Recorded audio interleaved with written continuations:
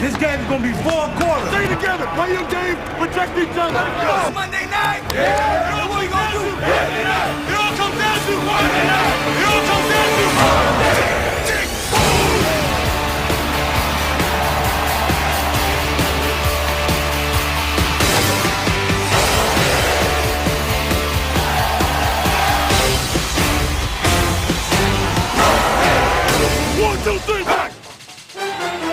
And a pleasure to spend this Monday night in the great Northwest CenturyLink Field in Seattle.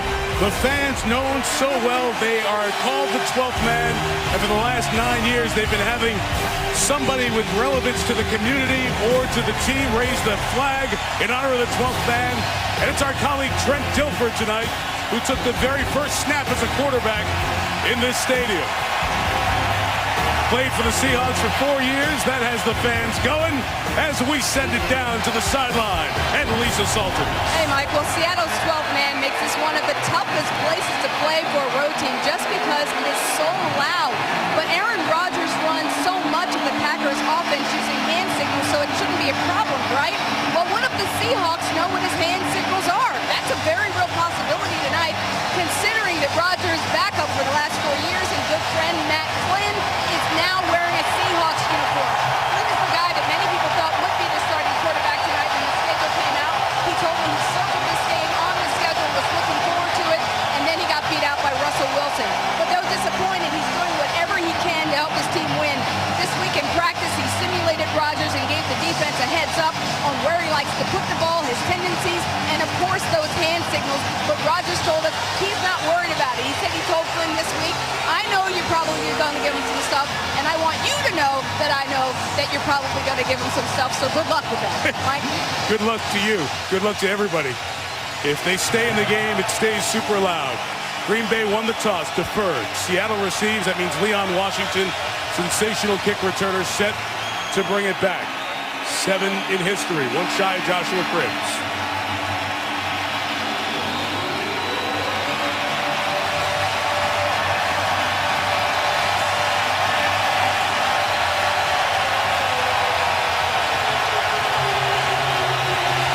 Off we go with a lot of friends along the way from Seattle, and Mason Crosby takes it all the way through. A bunch of Packer fans here as well. Touchback. Washington sprints to the sideline, and coming out to the field is Russell Wilson, 75th pick in the draft. He played at North Carolina State for 3 years. His baseball career was going on. He's been drafted by the Colorado Rockies, a second baseman. So NC State didn't have a home for him. He went back to Wisconsin, took them to the Rose Bowl. He has off-the-charts intangibles. You talk to everyone around NC State or Wisconsin or these Seahawks, and they say, this guy is too good to be true. His third start begins at the 20-yard line.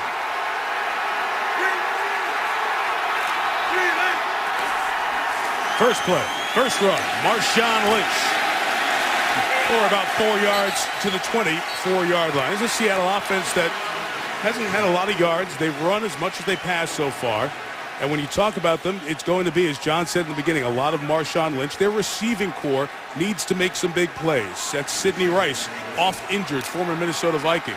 Doug Baldwin, leading receiver last year, he's out tonight with a shoulder injury. So someone's going to have to make some big plays to help this young quarterback.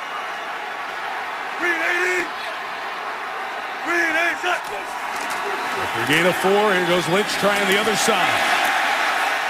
It's 4 more to the 28-yard line. It'll be 3rd and 2, John.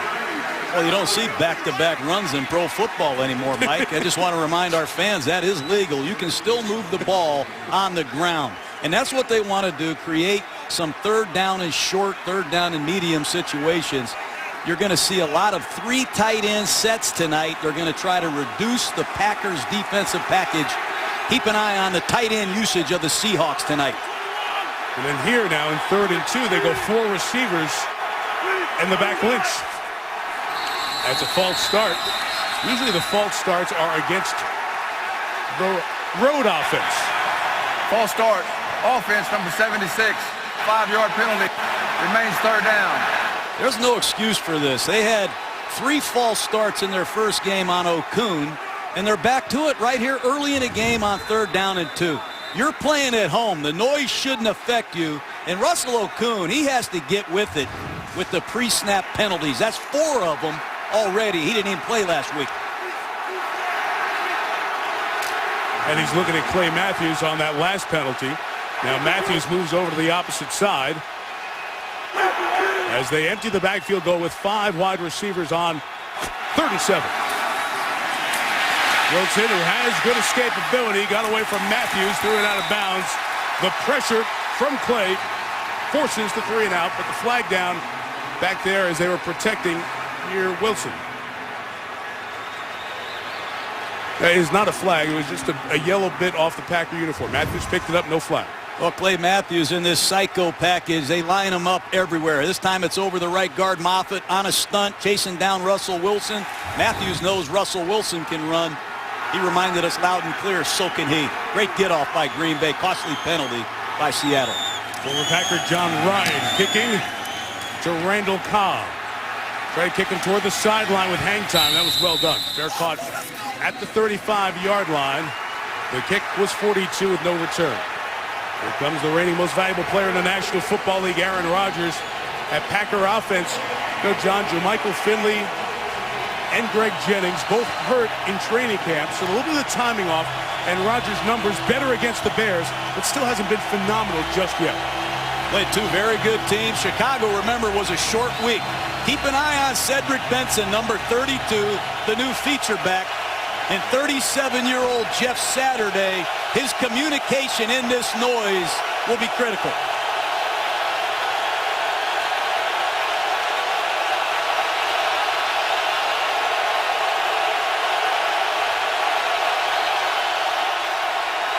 First down, Rodgers. First couple of looks covered, taken off, as he's done so often in his career. 17-yard scramble and a first down. 64 games as a starter. He's rushed for 88 first downs. Rodgers breaks your back. Coverage is perfect down the field. He has a tremendous sense of when to scramble and where to scramble. Huge first down. Rodgers, he can really break you down with his legs. Here comes the boom from Aaron Rodgers. Officially 16 on the gain into Seahawks territory. Running out of the eye, it's play action, and Rodgers goes underneath to Cedric Benson, now the lead back. K.J. Wright with the tackle, and it's a very minimal gain.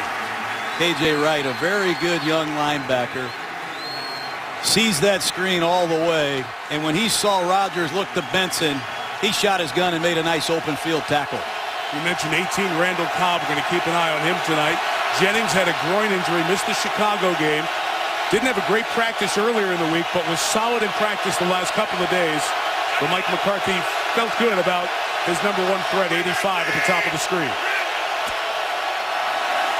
So it's Benson, the former Bear and former Bengal, to the left, and it's third down coming up on good Red Bryant defense, that big old defensive end. You know, Cedric Benson, Mike, 29 years old. He was a man without a country for a while. Green Bay called him. They needed a professional back to come in here. He's picked the offense up well. 29 carries coming in here tonight. Only a 3.5-yard average. They need Benson to break some runs here to get this running game going.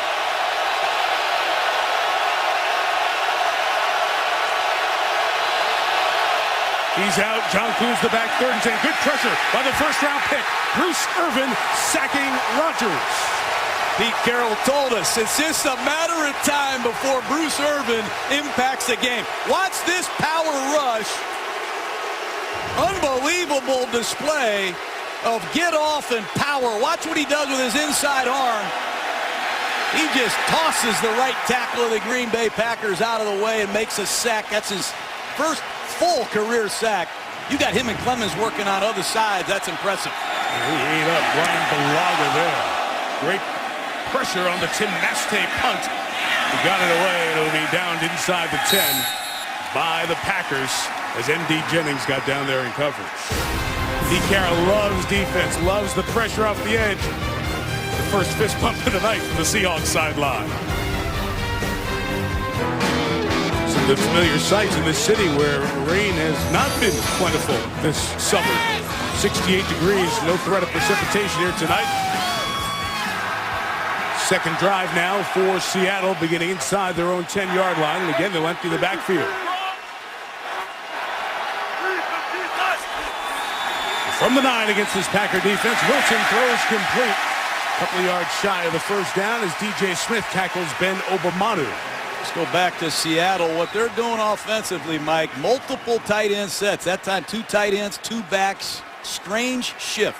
When you use multiple tight ends, it's a hard formation to blitz, and they're going to try to reduce Dom Capers' blitz package by the use of these tight ends.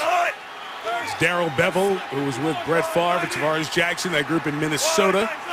Now, second year here as the coordinator. That quick throw to Charlie Martin on the edge, tackled by A.J. Hawk for the first down at the 28-yard line. A lot of these running plays in Seattle have built-in hots in the running game.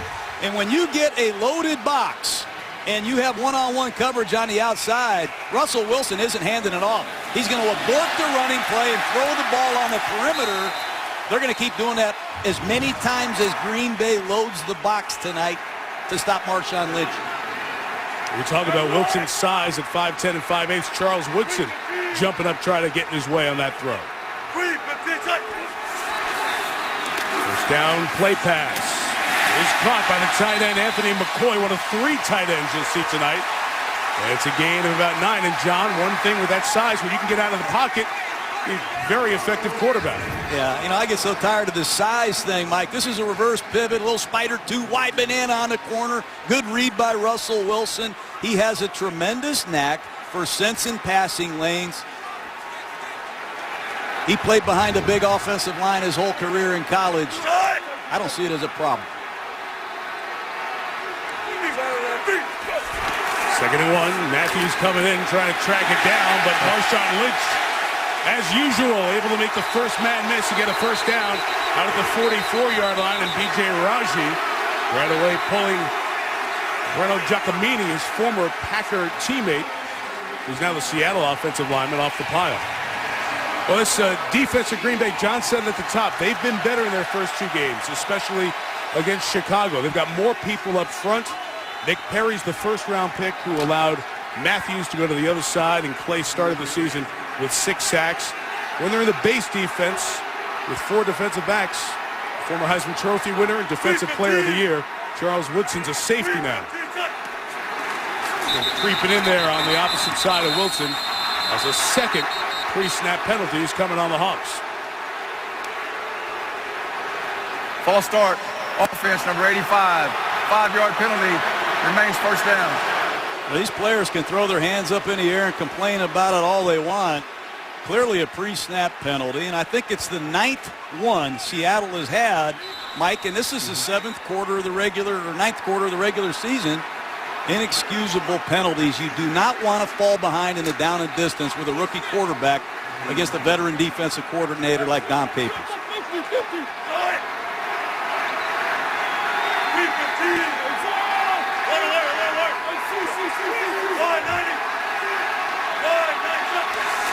First and 15, and Lynch able to run back to about the 45-yard line. C.J. Wilson makes the tackle as he gets the penalty yardage +1 on that carry. I like those last 2 runs by Marshawn Lynch. It's one thing to have power.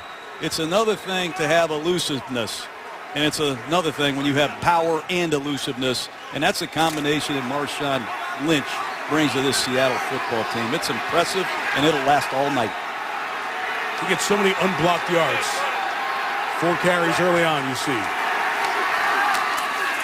Wilson taking a shot towards Sidney Rice. Flags down in the middle of the field. That pass is incomplete. Sam Shields was covering on Rice, but a holding flag is being called back in the middle of the field. Holding. Defense number 21. 5-yard penalty. Automatic first down. Charles Woodson called for the penalty. Will give Seattle first down. Charlie Martin in the slot, gets the outside release. No question. You can't drape that arm. They're calling it tight early in the game, Mike. I hope they don't call it tight throughout the night, because both of these defenses like sticky man-to-man coverage. I hope they let these guys play a little more than that. Woodson his 15th year out of Michigan. Braylon Edwards his 8th year out of Michigan. Checks in for the Seahawks, number 17 for Seattle.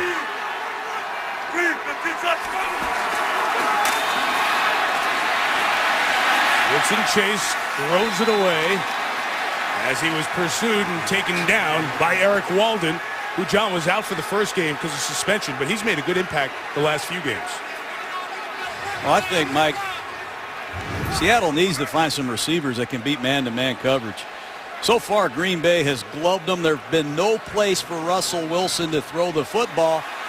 They brought in some veterans here, Terrell Owens. They brought in Braylon Edwards. Mike Williams was here. They've given away some big contracts to big receivers. They got to start playing like big-time wideouts. 2nd and 10, back to Lynch with the fullback Michael Robinson leading away. And Clay Matthews running away from him a lot, and he's doing a lot of chasing down. Gain of 6. Well, it's just the effort this kid plays with. It's not just in passing situations. He's going to jump right over the pile to be a part of the tackle.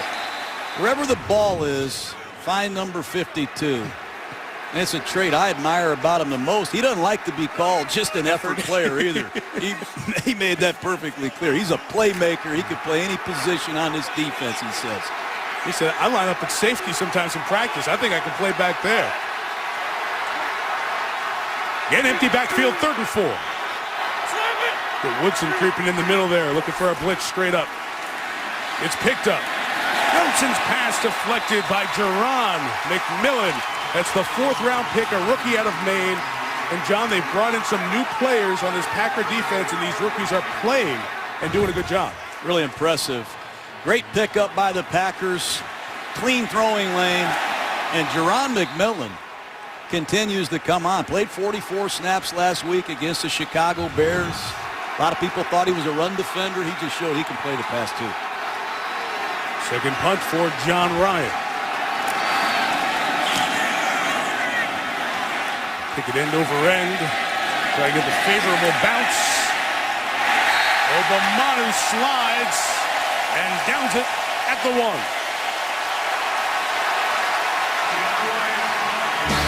99 yards for the Packers to go.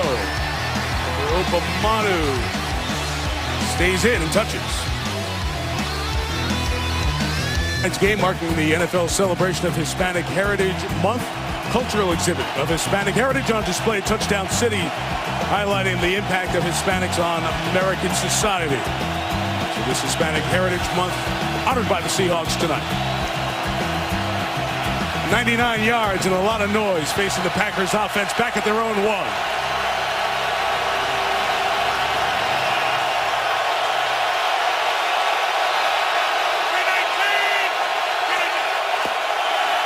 Rodgers will throw out of his own end zone for Jennings, broken up on the side. John, those corners you mentioned, Brandon Browner right there. It takes a lot of guts to go up there and get Greg Jennings backed up on your 1-yard line with no help. 6'4", Brandon Browner takes it right to Jennings on a back shoulder fade. Look at him rake the ball out of Jennings' hands. Great play. They're going to challenge Aaron Rodgers all night. Throw it. Throw it at us. These corners, they will not back down. I expect Rodgers to keep trying them. Yeah, big old 79 over there, 323-pound run stopper. Red Bryant for Seattle. Out of his own end zone, Rodgers complete to DJ Williams, the tight end. He'll get a 1st down up to the 12 as Leroy Hill makes the tackle. Well, Aaron Rodgers is so good in the shotgun with the quick game, Mike. He gets rid of the ball quicker than any quarterback I've seen. Just a quick drag route to the right side, but that ball's gone. Very little lower body movement. And he's got a quick trigger. 2nd catch for Williams in his 2nd year out of Arkansas. Another throw. This is Jordy Nelson with Jennings blocking. Took a hit, went backwards. They're going to give him forward progress in a gain of 6. Earl Thomas, the safety, tackles him. That's a 4-yard gain that Jordy Nelson earned. Nice blocking on the perimeter by Jennings, but you're going to see Earl Thomas flash from center field and make a nice open field tackle to make this just a 4-yard gain. And these Seahawks can run to the ball and hit. Great young safety.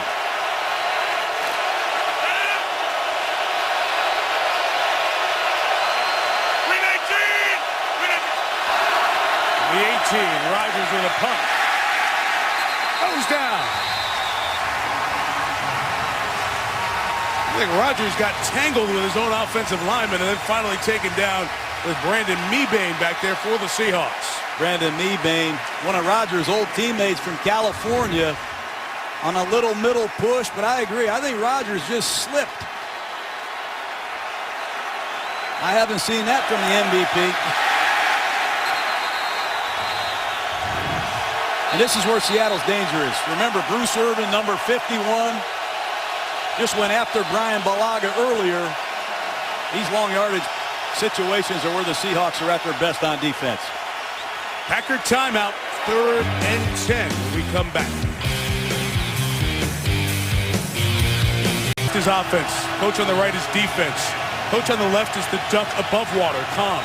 Coach on the right is the duck below water. Pumping, grinding, going after it, showing you everything that's going on. Two very good coaches, two contrasting individuals. 3rd and 10. Pick up the stunt up the middle. Rodgers gets it to John Kuhn with a flag down. He's 2 yards shy of the first down. Flag thrown at the line of scrimmage as Leroy Hill made the tackle.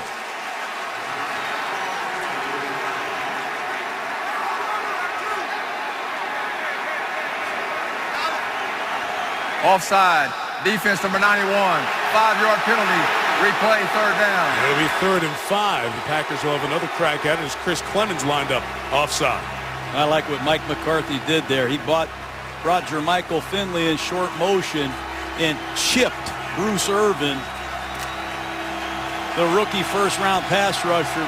Going to keep an eye on that tonight. Green Bay is going to be very creative dealing with the speed rushers, Clemens and Irvin.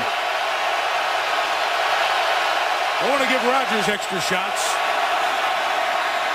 3rd and 5 underneath, and the drive stays alive with a 7-yard first down catch for James Jones. So the 3rd procedural flag. 2 false starts on the offense, 1 on the defense, hurting the Seahawks here in the early going. Seattle plays a lot of 3 deep defenses. It's not always man-to-man. It's not always zone. But you're going to see a shallow cross coming from right to left against the zone defense. Great job by James Jones, knowing exactly where the first down marker was.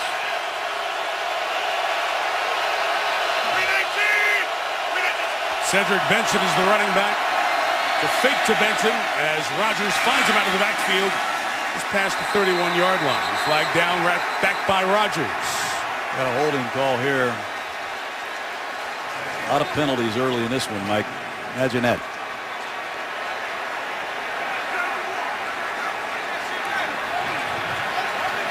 Legal block, hands to the face. Offense number 71. 10-yard penalty. Replay, first down. Josh Sitton, the right guard. Well, Josh Sitton, let's take a look at him right here, right guard. Kept it up there a long time. I would say so. On Alan Branch. Good call. Branch took a shot back at him. Our referee tonight is Wayne Elliott.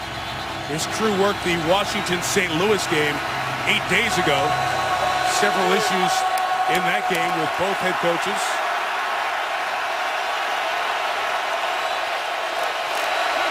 Randall Cobb is in the game for the Packers. He's bottom of your screen. 1st and 20. Rodgers to Benson, dropped it. John Red Bryant again with the defensive pressure for Seattle. Man, is he impressive. He's a great run defender, and he can really push the pocket when he wants to. He lines up everywhere. Here he is on an inside move. They're really getting after Brian Balaga early in this football game. But now when they get into these long yardage second down situations, third downs, Gus Bradley has a lot of creative sub packages to get specialty rushers on the field.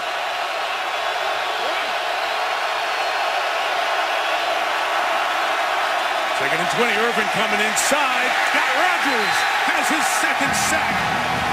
Beat Balaga again.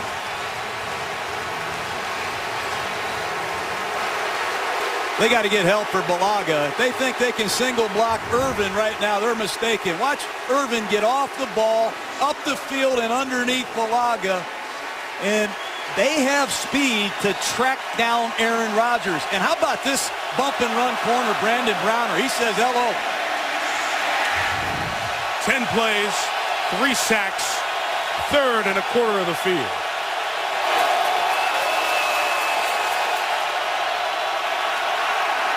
Irvin gets doubled underneath Jordy Nelson. K.J. Wright's got him. Packers will punt. Drive started at the 1. A couple of first downs for Aaron Rodgers. They have some protection issues with the Seattle defense to sort out on the sideline. And Leon Washington is a dangerous returner. Just watch, if he gets a ball to return, how little wasted motion there is. He is a north-south runner with no fear. Leon Washington let it bounce as he was on the run. He'll be down by the Packers at the 28-yard line, and we have a penalty flag down. Backs the players were running downfield. About 6 yards from the snap. 51, the kick for Tim Mastay.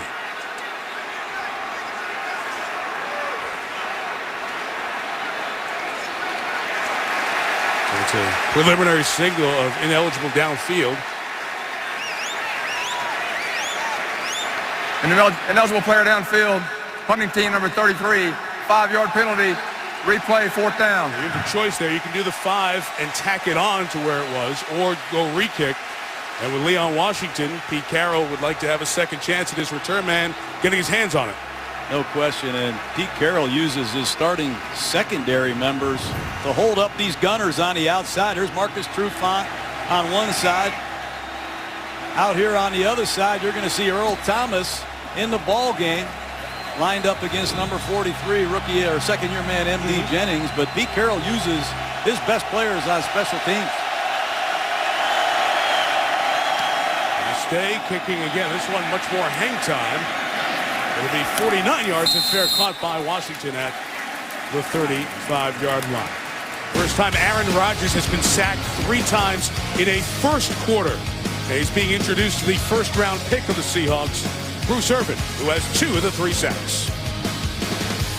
It's the year of the rookie quarterback of the NFL, 5 of them starting in week 1. But a third-round pick, that's odd. Well, Russell Wilson was at North Carolina State, put up big numbers, but had this great offer in baseball. A 4th-round pick, a second baseman for the Colorado Rockies.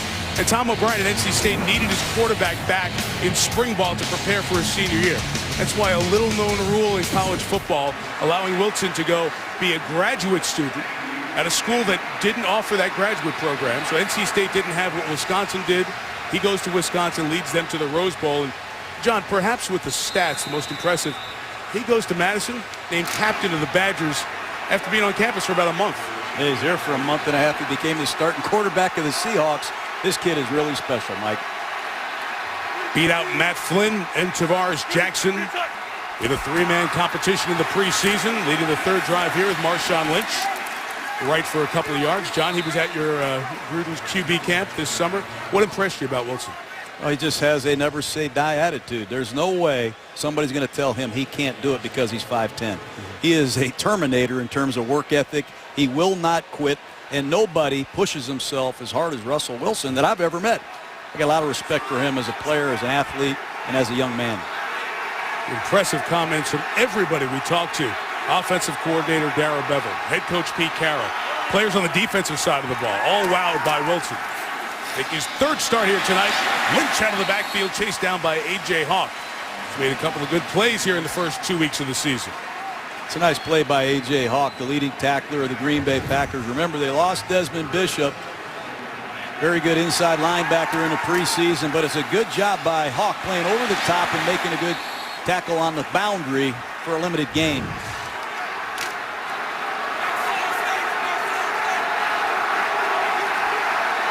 Continue to go with a no-back set. And Green Bay is going to try to confuse young Russell Wilson here. Nobody with their hand on the ground. Who's coming? 5 Packers push. Wilson looking for something open. Chased by Matthews. Throws sideline.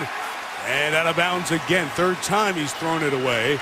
It's 3-and-out Green Bay defense. That's why I don't put a big premium on sacks. I put a big premium on a factor grade. Watch Matthews being double teamed, never quitting and running Russell Wilson down. This kid Matthews, he is got so much energy from start to finish. And all these young Packers emulate whatever he does. That's impressive. 5 possessions, 5 punts. Ryan's kick 42 yards, taken by Cobb at the 19, and excellent coverage. Jeremy Lane, again a special teams high grade. He gives you the little Aaron Rodgers double check belt with the tackle. But we have a penalty marker down on the play. Throwing on that far side in front of the Packers bench.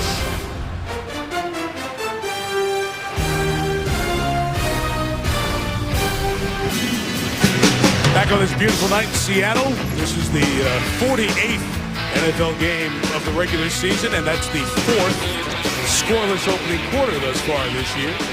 Mike Tirico, John Gruden, Lisa Salters with you here at CenturyLink Field. As we went to break, we mentioned a flag was down. It's a 15-yard tack on personal foul for the late hit called there, John, on Malcolm Smith of Seattle. Don't see that. A lot of these penalties look more severe with this ultra high-speed slow-mo. And when I saw that in real time, I didn't think that was a penalty. Well, John, the Packers are going to take over at the 37. I mentioned it was a scoreless first quarter. Packers had no points against San Francisco, no points against Chicago in the first quarter, and now a third time, a 0 to open the game.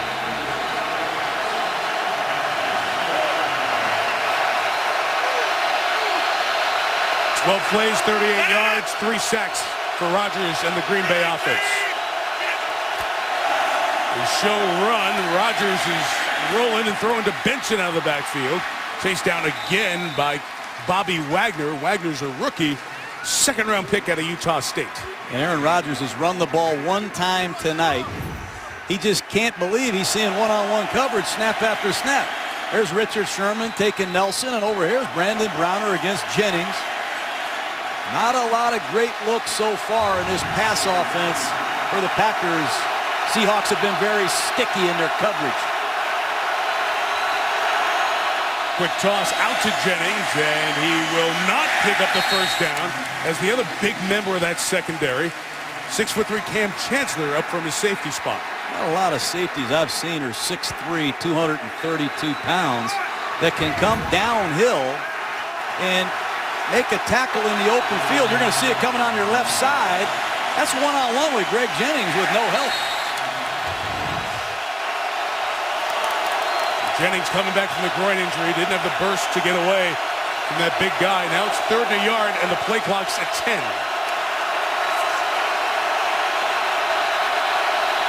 Don't be surprised if you see a shot play, Mike. Jordy Nelson's up at the top of the screen. It is play action. Rodgers looking, loading, nowhere to go. He's sacked for a 4th time. And it's Chris Clemens bringing him down. Pass rush and coverage. And it's that combination that has doomed Green Bay so far. Just take a look at Clemens coming off the right side. Rodgers on a play fake is going to try to get a double move to Jordy Nelson, and there's nowhere for him to throw the football. But Clemens has had 11 sacks 2 years in a row. Great rusher. That's David kick. 43 yards. Fair caught by Washington at the 17. So 4 sacks. You want to say good defensive line play. A lot of credit to the secondary. Rodgers has nowhere to go and nowhere to hide. Impressive. This sounds great. Bears and Cowboys next Monday night. Chicago off their home victory yesterday, and America's team beat America's kneel-down team, the Buccaneers. So we'll see a pair of 2-1 teams, the Bears and the Cowboys. Monday Night Countdown get you going at 6:30, and we'll be down at the beautiful stadium in Arlington, just outside of Dallas. This time next week for Monday Night Football.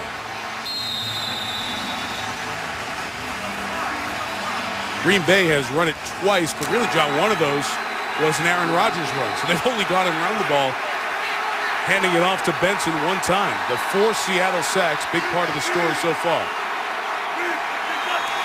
Russell Wilson starts from the 17 with Lynch left 3 yards, and Ryan Pickett carried another yard, so a gain of 4 for Marshawn. Some of these runs are going for 2, 3, 4 yards in the first half, but they'll gain 6, 7, and 8 in the second half. You're going to see A.J. Hawk overrun this, but watch Marshawn Lynch. He gets tackled near the line of scrimmage, leg drive, finish. He refuses to go down, and that's a good solid 5-yard gain, and there wasn't much there.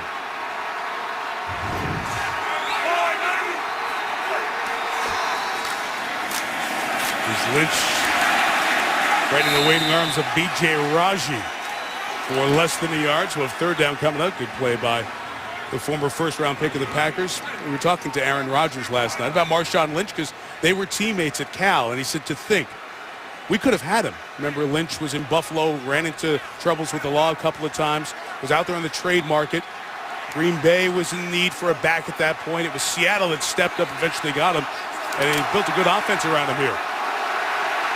1,200 yards a season ago. 4 rookies on the field defensively for Green Bay. That's amazing. 3rd and 5. Wilson throws, and one of those rookies, Casey Hayward, defending Golden Tate.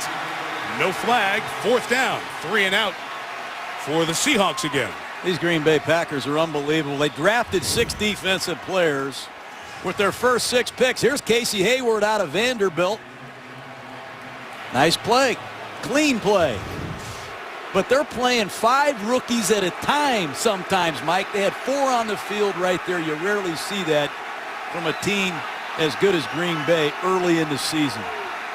Made a difference in that game on the short week against Chicago. Ryan to kick again. This is a booming kick, but room for Cobb after a 64-yard kick that he muffs. He's all the way back at the 5 now. And it only gets to the 11. So they flip the field as Malcolm Smith, penalized on the last punt, comes up with a tackle. Officially, it'll go down as a kick of 65. And a return of -2. Tonight's aerial coverage from Seattle, brought to you by DirecTV. Beautiful weather. It's worth the trip out here, isn't it? It really is something. The weather's been sensational. Atmosphere is phenomenal in this stadium. From the 11, Rodgers' second run of the night. This is Cobb out of the backfield running, and Randall Cobb comes down the sideline, takes a lick as he gains 20 yards, and Brandon Browner hits him. This is why he's such a joker. They told us, hey, we're going to line him up and play him at running back. We'll free release him and throw him the ball, or we'll hand him the ball if we get a soft box. Tremendous lower body strength. And Randall Cobb is not just a kick returner anymore, Packer fans. He's an every down, any formation weapon that you're going to see a lot of this year. It's a lot of the way he did it at Kentucky. Lined up everywhere. 31's play pass for Rodgers. Zipping it in there. The pass is caught by Jennings at the 44. Back-to-back Green Bay first downs. It's just a matter of time. It's a post pattern off of play action, reverse pivot action, and Greg Jennings does a nice job getting the release, squaring up Sherman, making him defend both sides of the cut, and then he makes a nice adjustment. Clean catch.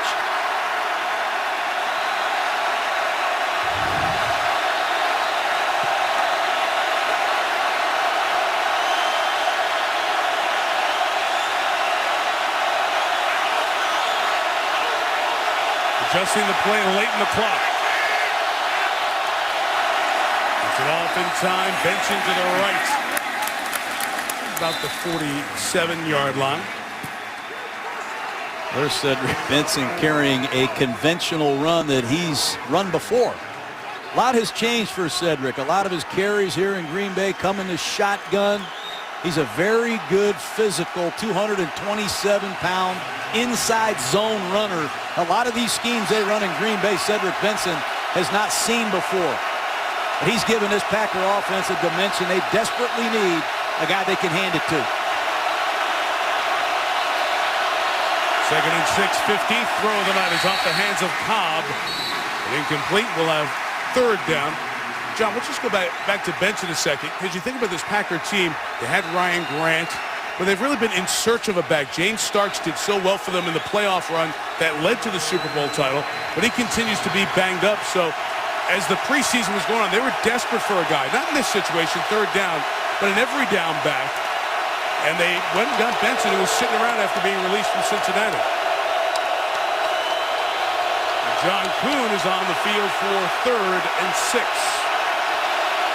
Rodgers' little hand signal to James Jones. That's covered. He's chased with a flag down. He's down again. Chris Clemens. As both defensive ends dominating the Packers. Got a holding call, I believe, on Balaga. And Clemens is off to the races. Holding. Offense number 75. Penalties decline. 4th Balaga down. against Irvin. That's probably holding there, Mike. And watch Clemens on the backside, a little tackle in stunt. And he goes and gets Aaron Rodgers. But it's not just the rush, it's the coverage. There's not a lot of places to throw it either, Mike. Punt again from Mastay. On the run, Washington from the 20. Leon to the 27-yard line. Return to 7. Kuhn with a little late push there. No flag thrown. And Aaron Rodgers under siege here tonight. Brian Balaga has been beaten on a regular basis. And Rodgers has been sacked 5 times in the first 20 minutes. 8 series, 8 punts so far. Seattle has gone 3 and out, 3 of their 4 drives.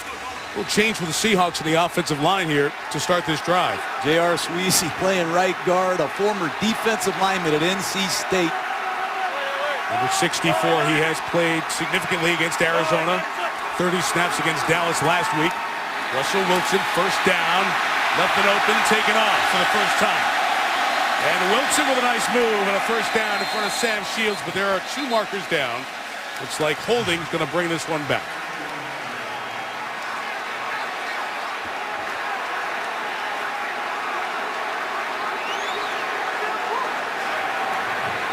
We have 2 holds on the play. Holding 76. That penalty's declined. Holding 67. 10-yard penalty. Replay, first down. Both guys on the left side of the line, Russell Okung and Pat McQuiston. And John, we talked about the penalties, and we've seen, I think, 8 to this point accepted penalties. Other than that 15-yard, little bit of a late hit, they've all been legitimate flags, clear as day. So this crew has done a decent job here so far. Yes, they have. It's been sloppy. A lot of carelessness. Pre-snap penalties, holding calls, personal fouls. A lot of this has to be cleaned up quick. First and 20, Wilson tried to change the snap count. And Jarrell Worthy, the rookie out of Michigan State, made the first move.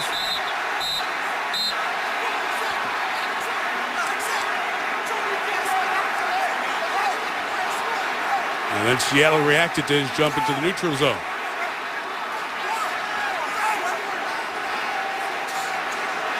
Got to be on Green Bay, I believe. Offside. Defense number 99. 5-yard penalty. Remains first down.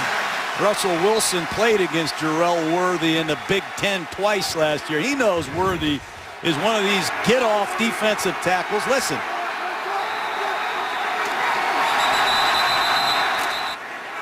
Played him twice, couple of close games, including the Big Ten championship game that Wilson and Wisconsin won over Worthy's Spartans.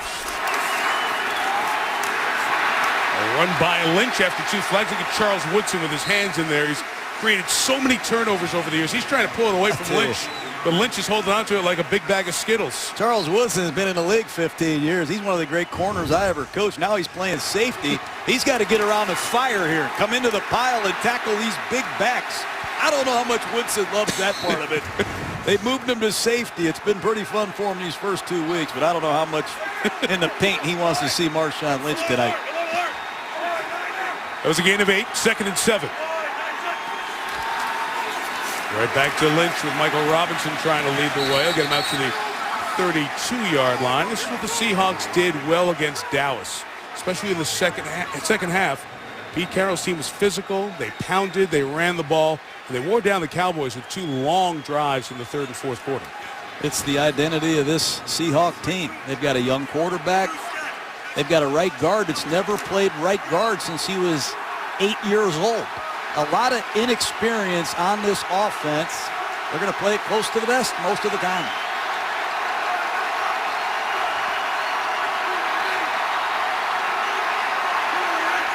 Looking for their first third down pickup of the night. Wilson, chased by Matthews, escapes, runs for it.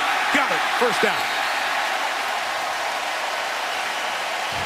I said that at the very beginning of the game. He's going to need his legs tonight against this Green Bay defense. Just a crazy psycho inside rush by Matthews. He got picked, and off went Russell Wilson. There was no contain. Man-to-man coverages with no contain. Russell Wilson can hurt you. Clay Matthews, he got tackled is right. Didn't you just tell me that Sweezy was a defensive lineman in college? Tried to tell you that. He's just still a good tackler. Oh, you missed that. Jeez. John Moffitt back in the game at right guard now from the 40. Lynch runs it for 3 with A.J. Hawk and Nick Perry. And a flag in as the action goes late.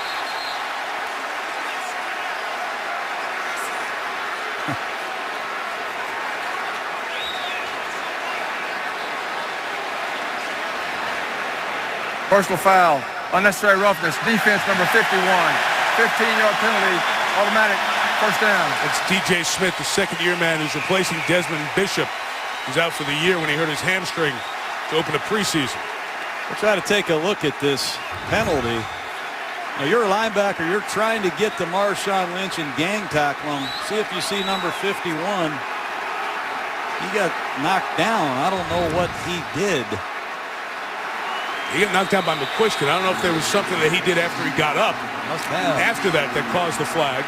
That would be the only thing because he didn't do anything there. So they go into Packer territory at the 42-yard line. Wilson with time, looking downfield towards Golden Tate. Touchdown, Seahawks.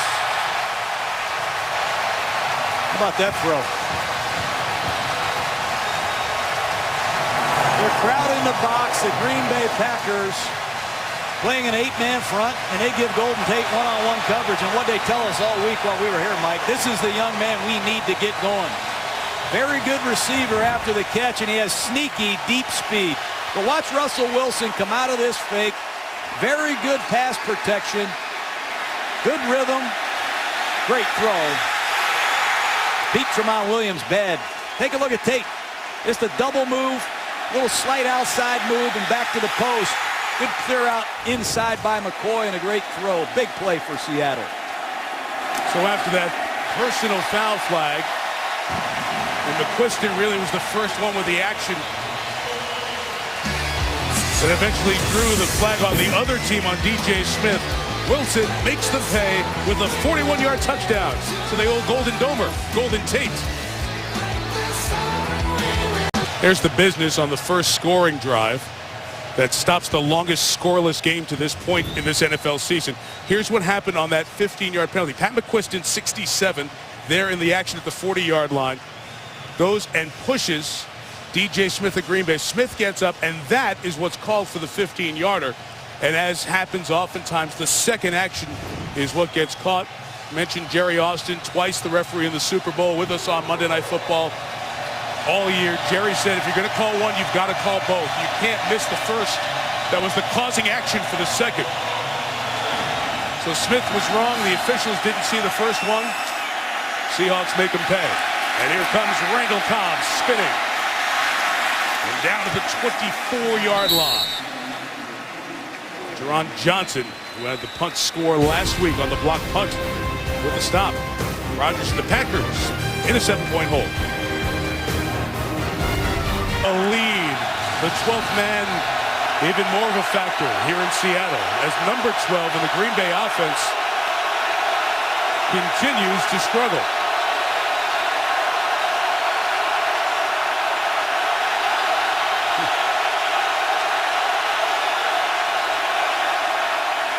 Rodgers, first down pass is complete. Good coverage on Finley by the safety, Cam Chancellor.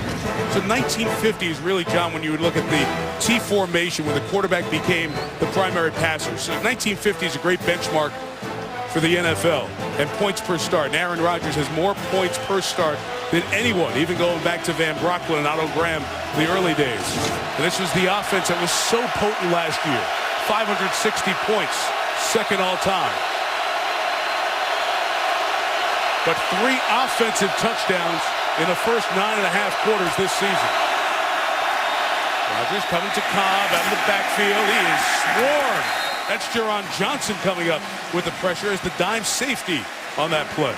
How much effort, how much physical play do you want to see from Seattle? K.J. Wright comes to the party, number 50. 3 Seattle Seahawks converge on Randall Cobb. If I was Randall Cobb, I'd go back in the huddle and say, if you throw me one more bubble screen, I ain't catching it. And now watch 51 Bruce Irvin, top of your screen, Seattle defensive line, and 91 Chris Clemens at the bottom. 3rd and 6. Boy, Irvin got knocked down, and Rodgers' pass complete to James Jones for the first down at the 42-yard line. That's the way you take care of a pass rusher. Oh. And that's the forgotten man, James Jones. For the last 4 or 5 years, he's been as good as any third receiver in the league. But here's the chip by Jermichael Finley. And that's about the most physical play I've seen Jermichael Finley make. They need him to get going as a pass receiver.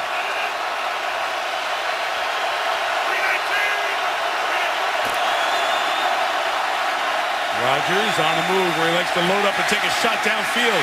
But it was all covered. And he's sacked for the 5th time, but a flag down on Brandon Mebane, his Cal teammate. A long developing double move play pass shot. More dialogue here. This looks like it might be going against the Seahawks.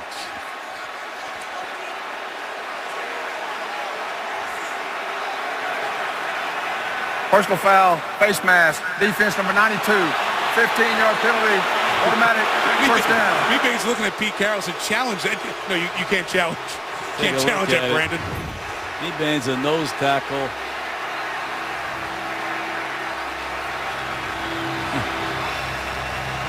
That's a tough one to call because so often it's do you grab the face mask and start twisting. His hands on the inside of the mask there. Calling everything tonight, calling it real close. That sack does count.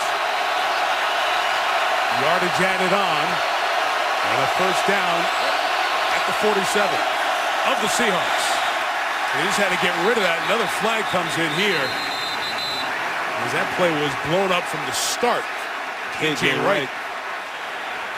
Holding, offense number 63, 10-yard penalty, replay first down. I feel like I'm at a tennis match.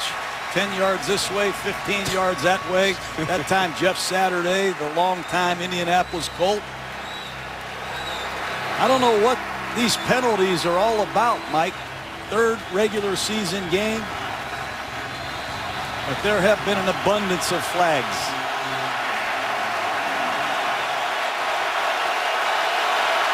Six penalties per side, 6 sacks for Seattle. Most they've had in a half since 2007.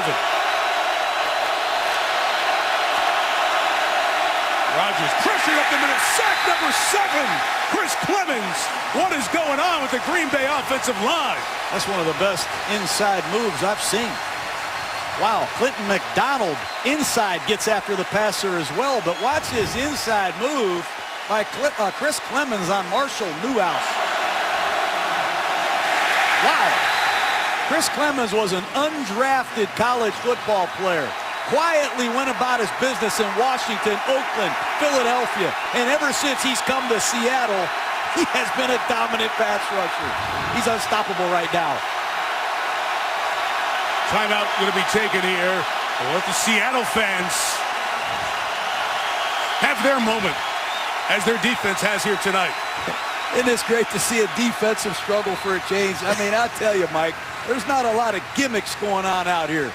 These two defenses are physically taking it to the opposing offenses. It's refreshing to me, Mike. See that number, most sacks in the first half of his NFL career. It's the 2nd most in a game for Rodgers. Remember the Favre game, Favre against Rodgers in the Metrodome. Jared Allen had the huge game. John, what can you do if you're Mike McCarthy and Green Bay here? I asked you in break, where's that screen game, which was always so good over the years for the Packers offense? They've only run the ball 2 times. I think Cedric Benson maybe 3 times. Randall Cobb carried the ball, but you might want to get some tight ends that can block put him on the field. Consider using a fullback. You have John Kuhn. And try to just get some basic runs going to take this crowd out of the game a little bit. But throwing the ball on an every down basis hasn't been the way to go yet for Green Bay. And you have to worry about Aaron Rodgers and the punishment that he's taken from these Seahawks so far. Second and 27. Rodgers looking for anything. He is sacked again. It's Clemens for the 4th time in the half. I'll tell you what, I can't understand for the life of me why Aaron Rodgers doesn't throw the football away here. Plenty of time. His clock's got to go off, but you're going to see Clemens go right by the quarterback and stay after it. That's what you have to do against Aaron Rodgers. You have to keep hunting because these second reaction plays that Rodgers is famous for, you have to take away from him with effort. And Chris Clemens has 3 sacks tonight.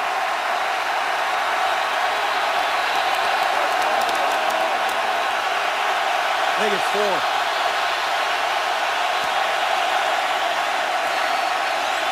Rodgers just gets it to Kuhn. 8 yards and nothing with his Green Bay offense here tonight. And this Seattle sideline is erupted. Look at Pete Carroll, Gus Bradley, this Seattle coaching staff, after what they did to the Dallas Cowboys last week for 4 quarters and what they've done tonight in this first half. That's a huge statement, Mike. Timeout Seattle. Let's see. Seattle took a timeout on this side of the 2-minute warning to preserve those 28 seconds with a momentum and a 7-0 lead. Good pressure all night. Look at Chris Clemens and Bruce Irvin, number 51, their first rounder. Irvin got Rodgers twice to get the party started, and then it's Chris Clemens saying, hey, what about me? They have dominated this football game with pass rush. They have punished Aaron Rodgers and his Packer offense. And I'm sure Mike McCarthy's going to make some adjustments here at halftime. It's not been pretty, Mike. And they faced a very good San Francisco defense, and then Chicago with Peppers and Urlacher and Briggs. And now Seattle having its way with the Packer offense. Rocket shot by Mastey. Yeah, Washington gets away. A good job to reestablish back on the good side of the goal line by Jared Bush. Allows him to down it at the 1. 55 on the kick. With 99 yards for Russell Wilson, who on the last possession threw the 41-yard touchdown to Golden Tate. Take a look at it. It's going to be a play-action pass. And watch McCoy, the tight end, clear out Charles Woodson so he can't overlap and help Tramon Williams, who gets beaten on a double move. But it's an excellent job by Anthony McCoy, number 85, running clearance through Charles Woodson to create that one-on-one for Golden Tate. Well executed, great throw by the young quarterback. Now Pete Carroll took that timeout on this side of the 2-minute warning to preserve some time, but the punt pinning them back at the 1. Puts a little pressure on the Seattle offense, and Lynch lucky to get out of the end zone as DJ Smith came steaming in there, but was picked up as we hit the 2-minute warning in Seattle. 8 sacks against the Packers, 7 points for the Seahawks. 2-minute warning here in the Great Northwest.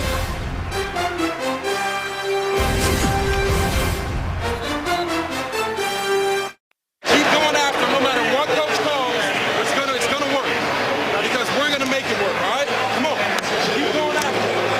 They're not gonna beat us physically if we just line up and play them. You know what I'm saying? Yeah.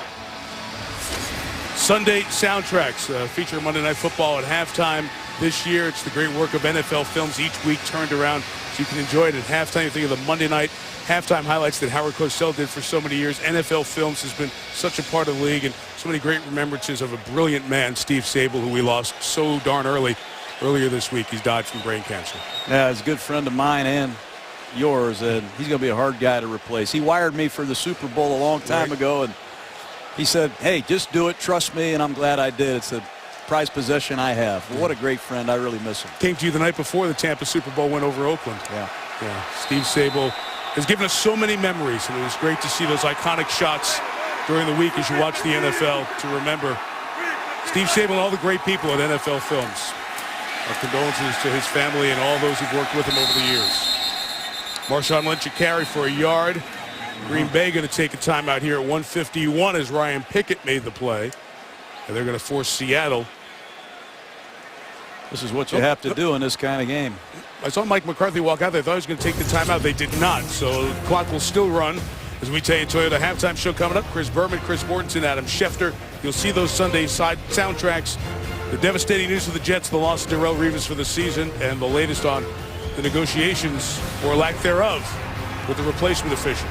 So no timeout taken by the Packers with 1:20 left. It is Lynch running for the first down. That means Green Bay can't get the ball back. And we have a Packer injured back behind the play. Looks like Jarrell Worthy, their second-round draft choice. Snapped the ball on a quick count. Green Bay wasn't ready, and off went Lynch. Worthy hurt. Timeout. Seattle, Jarrell Worthy, the second-round pick, defensive lineman for the Packers, injured. Walked off the field, limped under his own power. You see the left guard, Paul McQuiston, on a backside cutoff block. Cut his legs down, and that's what happens in this zone blocking scheme. Lynch reads the play side. They aggressively cut people down on the backside. I'm sure Worthy hasn't seen a lot of that. Worthy goes off. Marshawn Lynch runs just shy of the 20-yard line. Because of the injury in the last 2 minutes to Green Bay, they lose their final timeout. It looks like Seattle has really no interest of trying to move the ball down the field quickly. The Packers get the ball to start the third quarter. Be very careful if you're Seattle here. Both of these teams thrive on the turnover battle. Right back to Lynch's 16th carry of the half. Had that ball out there as a gain of 3 yards. As this first half is going to come to an end. And Green Bay was held scoreless in the first half. And the only time that happened last year was their only regular season loss in Kansas City, 19-14. They'll get the ball to start the third. They have work to do in the locker room. 8 sacks in the first half of Aaron Rodgers. And the Seahawks lead 7-0 as we send it to Chris Berman and the Toyota halftime show. Boomer. We are we go. Here comes the ready or not. How you like me now?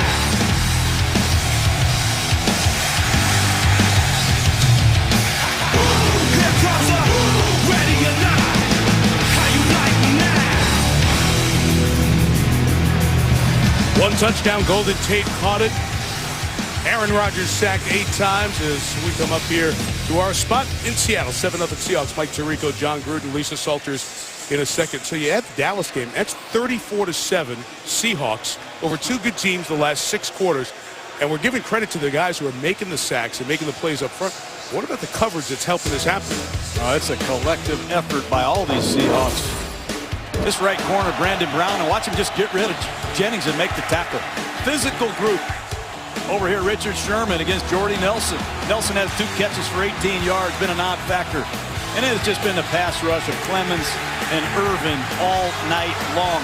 But a couple times, Rodgers might have a chance to get rid of the football. But the Seahawks wanted the Packers tonight. This is their proving ground here tonight. If they can take down Dallas and Green Bay convincingly over a 2-week period, this is just what Pete Carroll wanted to see his young football team do, Mike. We mentioned 8 sacks of Rodgers. They've been tracking sacks as an individual stat since '82, but as a team stat since the early '60s. And the record for most sacks in a game by one team is 12. We'll see if this pass protection thing is cleaned up in the second half. Hauschka picking off. There you go, Cobb, unreturnable out of the back As the Packers take over, we go down to Lisa Salters. Hey, Mike, I asked Mike McCarthy about those 8 sacks, how to slow down that rush, and he said, you know what, we've got to control the things we can control. Those penalties that got us into long down and distance situation, and somehow he said, we've got to establish the run. Pete Carroll, on the other hand, thrilled with his defense. He said the effort is really on it tonight, and he said that back end is really taking care of business. I said, Coach, this ain't soccer, you got to score. He said, yeah, we got to get out of our way, cut down on the penalties, but we're going to get after it. Mike? You, Lisa. Again, this loud crowd. Rodgers starts from the 27. Benson to the right. It's a good solid run by Benson for 6 yards. Not many rushes for Green Bay at all in the first half. 4 for 40. And one of those was a Rodgers scramble for 16 yards. Time possession dead even, but not a lot of offense in terms of total yards for those 8 sacks to stick out of the 27 Green Bay offensive players.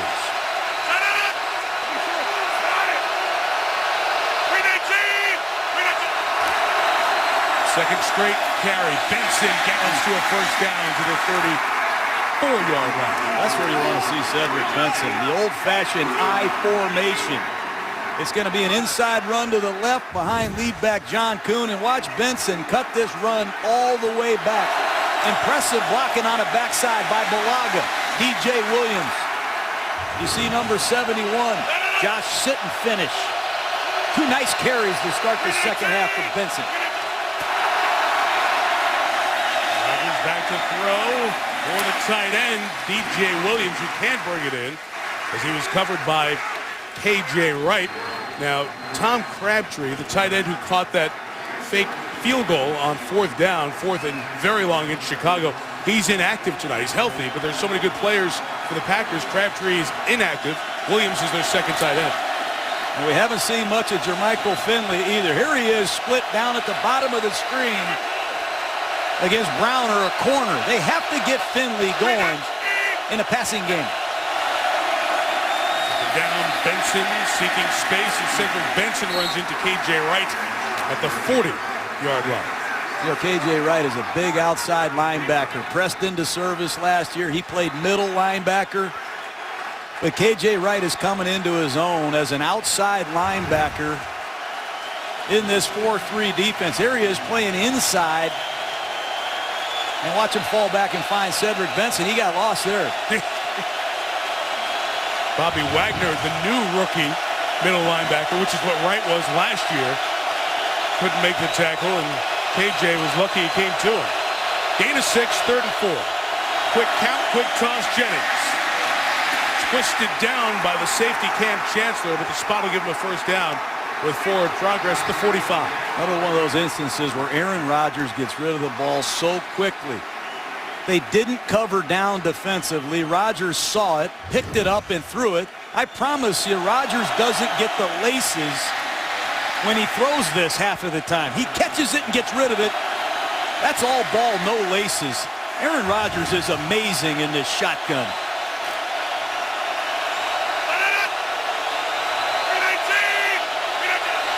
Back under center, back to Benson. And Cedric Benson tackled by Browner with a gain of 8. So Green Bay has run the ball as many times in the first 2.5 as they did in the first half. Well, Benson is responsible for the play side. Watch the backside blocks that allow Cedric Benson to cut this back. DJ Williams comes across the formation and does an excellent job sealing the edge, and it allows Benson, who we said earlier is a very good zone runner, to see the backside cut. Deepest the Packers have been in Seahawk territory, and it's Benson again, looking like the Cedric Benson we got used to. Remember back in his high school days in Texas, he ran for the 5th most yards, 8,400. Then he played in college ball at Texas. He ran for 5,500 yards, 6th all-time in major college football. 4th pick overall from the Bears. We were joking with him last night, said you started as a Bear, might end your career as a Packer. He said that doesn't wash normally because of that great rivalry. The man is Green Bay glad to have him, especially right now. And it sets up some play action. Rodgers with no flag coming in on tight coverage from Earl Thomas, and the Green Bay sideline ballistic at no call there. I like the no-call reverse pivot. They're going to use a little play-action pass and try to throw a sharp post to James Jones. And that's Earl Thomas, the Pro Bowl 23-year-old safety. Watch number 29 cut this off. The quarterback, defense number 54. 15-yard penalty, automatic first down. The call is on Bobby Wagner for hitting Rodgers there. As the Packers sideline was watching the same thing I was, that Earl Thomas early contact. And Bobby Wagner, that's a rookie mistake right there. You have to pull off the quarterback, and anything below the belt that's semi-late is going to be caught. Critical error by the rookie from Utah State.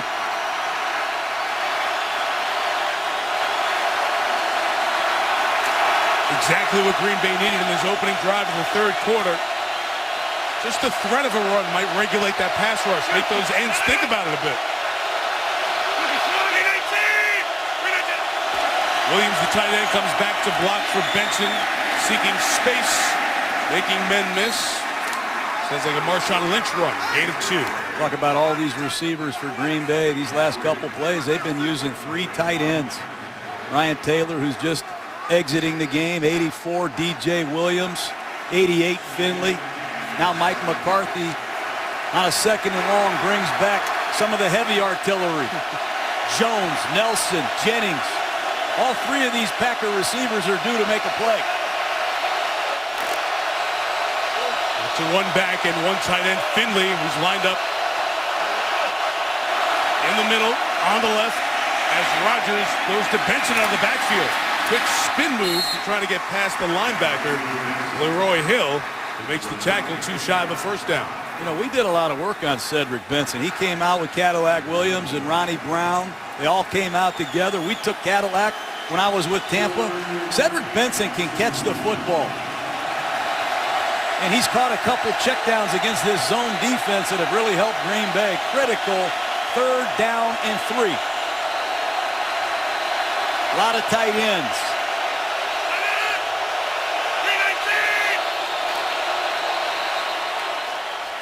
The flag on the back end. Well, Seattle had too many as a snap was imminent because Rodgers was under center. Too many men on the field. Defense, 5-yard penalty. That penalty will result and a first down. And again, this year, that used to be a flag that would be thrown, the play would happen, but if the snap is imminent, that's whistled before it's snapped, and the 5 is walked off. Well, these personnel substitutions are confusing Seattle. That time, Green Bay had no receivers, all tight ends and backs. Seattle substitute to their big personnel. Somebody didn't get off. This is the first time in the red zone for the Packers tonight. Rodgers stumbling as he got out, got tangled in the interior with his lineman, and K.J. Wright twists Benson down for a loss of a couple. You're a shotgun quarterback the majority of the time. Sometimes you get underneath the center, and your pivots in the running game aren't as good. He got stepped on that time. Luckily, they got a clean exchange. Another great play by K.J. Wright, their second-year linebacker out of Mississippi State. Dangerous handoff.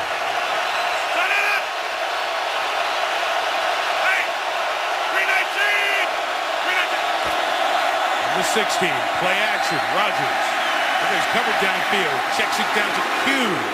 John Kuhn down to the 10-yard line. You can hear the Packer fans, who as always have made the trip, have the green and gold represented here in the Northwest tonight. That's a 2-man route. They're going to try to run a play-action pass and fool the linebacker to throw a post right in behind him. Seattle wasn't buying it. Nice play. Good resource to have the checkdowns in this Packer offense. That's why Rodgers completes so many passes. 5 wide receivers, Mike. Including Donald Driver. Caught a touchdown last week. 5 for the first down, 10 for the touchdown.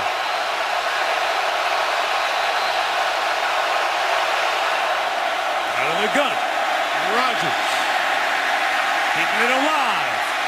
Laser to the end zone. Driver couldn't bring it in.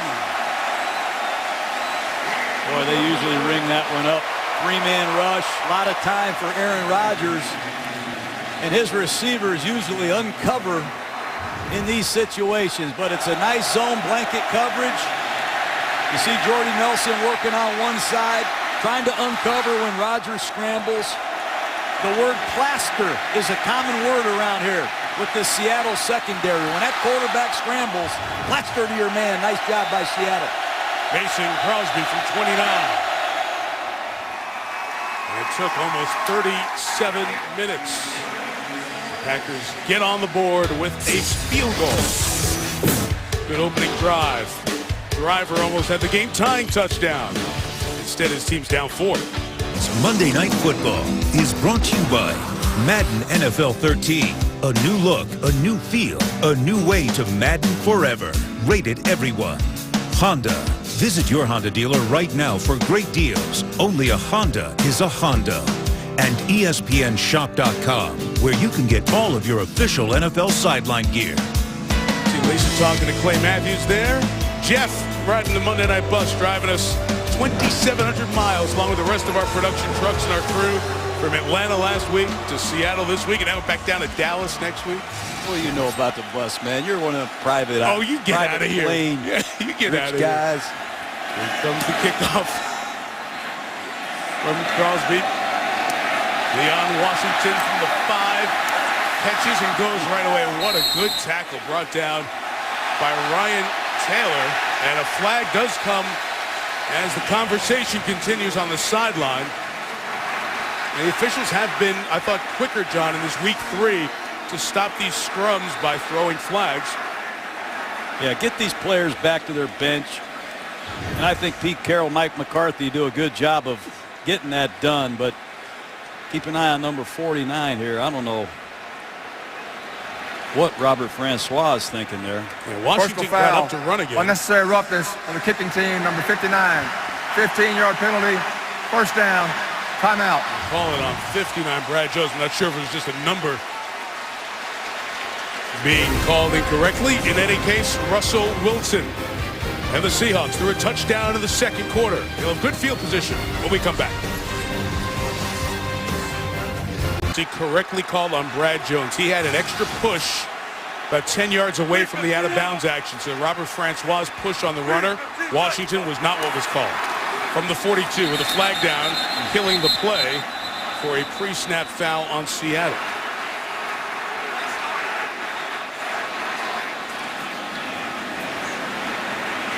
False start. Offense, number 85. 5-yard penalty. Remains first down. Second foul tonight.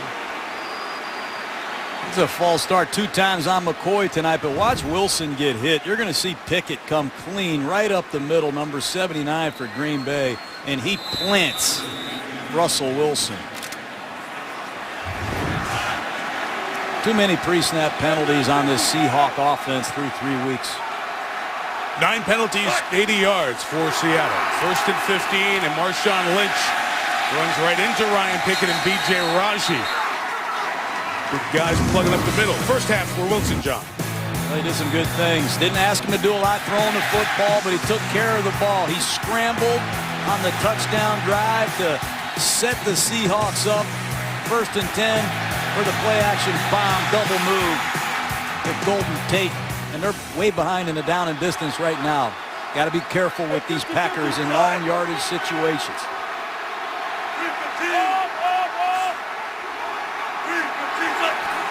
Second and 13 for the rookie third-round pick, Wilson. Chased in trouble and brought down by a first-round pick. Nick Perry out of USC. Big loss with the sack. They can all run in this league. Nick Perry, the big first-rounder out of Southern Cal. He's just going to stay after Russell Wilson on this play-action pass. They're in a max pro. They're looking to the wide side of the field. And I think Russell Wilson felt he could just outrun Nick Perry, who was one of the most impressive athletes we saw at the Combine. Great effort and pursuit. Taken with the 28th pick of the draft, struggled in the game against Chicago last week. That's his first NFL sack. First sack of the night for the Packer defense. And the third of the field gets even longer as the flag is thrown from the back by the back judge for delay of game. Delay of game. Offense, number 3. 5-yard penalty. Remains third down. This might be the worst opening drive of a second half that offensive Darryl offensive coordinator Darrell Bevel can remember, they started this drive in great field position after the Brad Jones penalty. And this is 3rd down in Tacoma. You call this play, Mike. 3rd and 37. Leon Washington's the back. We'll make it like a kick return. Clay Matthews got a hand on him. Washington moves forward to the 26-yard line, and that's a momentum swing. Green Bay keeps the ball for half the quarter on the opening drive, and their defense does exactly what they needed to do, get a 3-and-out. Well, we said Mike McCarthy was going to go to the locker room and make some adjustments. And what did he do? He came out with Cedric Benson, a fullback, multiple tight end sets. They went right down the field. Don't give Mike McCarthy and Aaron Rodgers too many opportunities to end your night. And the Packer, John Ryan with the kick. It's a beautiful one. It is 64 yards, taking Randall Cobb back to the 10. Cobb looking for space. None there. 2 yards on the return. Heath Farwell leads the special teams tackle. And Ryan pulling away his teammate Jeremy Lane, says no need to give Rodgers more field here. But Ryan was officially credited with more yardage on that punt earlier. He was given 73 yards on a punt in the second quarter. Another big one there. Monday night will be in Dallas. Cowboys and Bears play a pair of 2-1 teams. Terrific start to October on Monday Night Football. 6:30 Eastern. Chris Berman and company with Monday Night Countdown. Benson ran it 7 times on that last drive. And Cedric's 8th carry of the half. John, 4 yards, 5 yards per carry here. It's an effective part of the Packer offense right now. I really like what Cedric Benson has done. Matter of fact, he's been the whole offense tonight for Green Bay. Credit Mike McCarthy for making the adjustment. Multiple tight ends, 2-back sets, hand the ball to Benson. Sooner or later, you're going to see the sting of the play-action pass that Green Bay's known for. You see Nelson and Driver, Cobb on the sideline watching. There's the play action. Coming underneath is Kuhn. He was trailed throughout by Cam Chancellor. And let's give Brandon Mebane some credit for knocking down his old Cal teammate. Brandon Mebane has been effective as a run defender and as a pass rusher. And there goes Mebane off the field. These 3rd down situations is when defensive coordinator Gus Bradley goes to his special forces. Bruce Irvin at the top of the screen, Clemens at the bottom, Jason Jones, and keep an eye on number 98, Greg Scruggs, the rookie out of Louisville. Here they come. Scruggs is the guy over Jeff Saturday's shotgun snap. Look at Jones pushing in. Rodgers flush, so good throwing in these situations. Like that, a laser to Finley in front of Earl Thomas for the first down, just shy of midfield. What a great throw, moving to his left. And a nice job by Finley keeping it alive. They barely stick this in.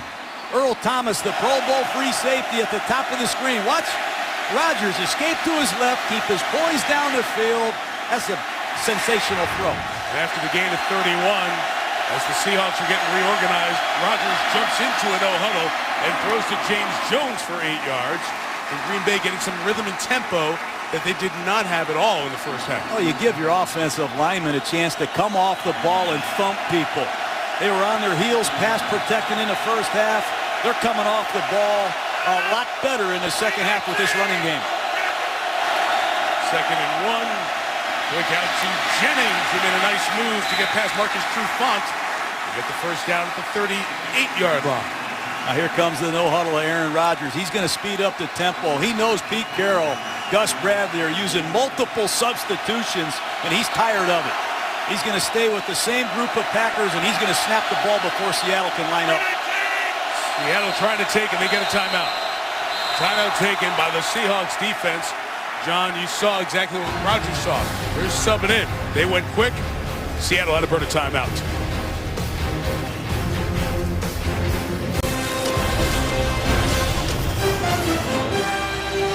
'99th game for both Mike McCarthy and Pete Carroll as a head coach. All McCarthy's in a row here with the Packers, and Pete Carroll's time with the Jets in New England, then the time, of course, at USC and the national championships, and now back here in the NFL, his third year with Seattle. The Seahawks team 7-9 last year. Looked like a much better team early this year. Rodgers throws to Jennings, complete. Cam Chancellor with the tackle at the 35. It's that quick game. That time Seattle covered everybody, brought 5, and Aaron Rodgers went to the quick game, and he got it out quick and on time to Jennings. But watch the tackle. Man. You can eliminate yards after the catch. You got a chance to hang around a long time in this modern-day league.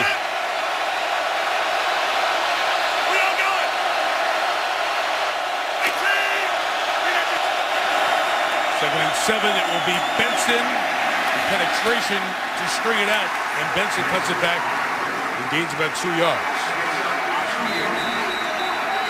John, just think about the 8 sacks that we saw in the first half for Seattle. We saw earlier in this drive no sacks in the first 2 drives of this third quarter for the Seattle defense. And incredible substitutions by both sides. Green Bay went back to their wide receiver package. In comes the pass rush unit. Multiple DBs for Seattle. Seattle has 6 defensive backs on the field. So Rodgers pitches to Benson, trying to get to the edge. Good hesitation, but a better pickup by K.J. Wright. There is a flag thrown on the play. Oh, no, this is going to be hands to the face. Boy, against Brandon Browner, who's a ways away from this play. Hands to the face. Defense number 39. 5-yard penalty. Automatic. First down. It's the corner on the near side of the field. He can't be further away from this play. This ball's tossed away from Browner. Let's see what happens to he and James Jones. He's nowhere near the play. Boy.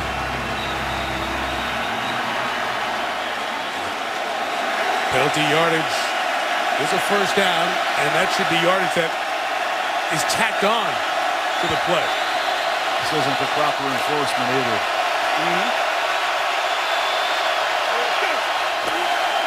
They'll go from the 29. That's a Benson run to the 22-yard line and a pickup of 7. And that's what's new for Cedric Benson. Shotgun runs.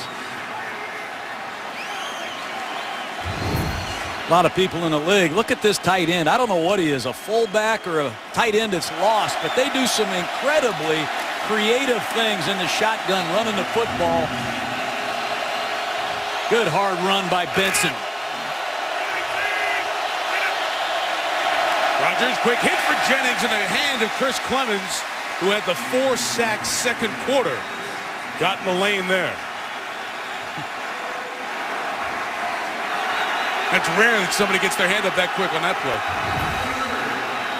Just a built-in side adjustment. Rodgers wanted to throw it before they could cover down. Good alert play by Clemens.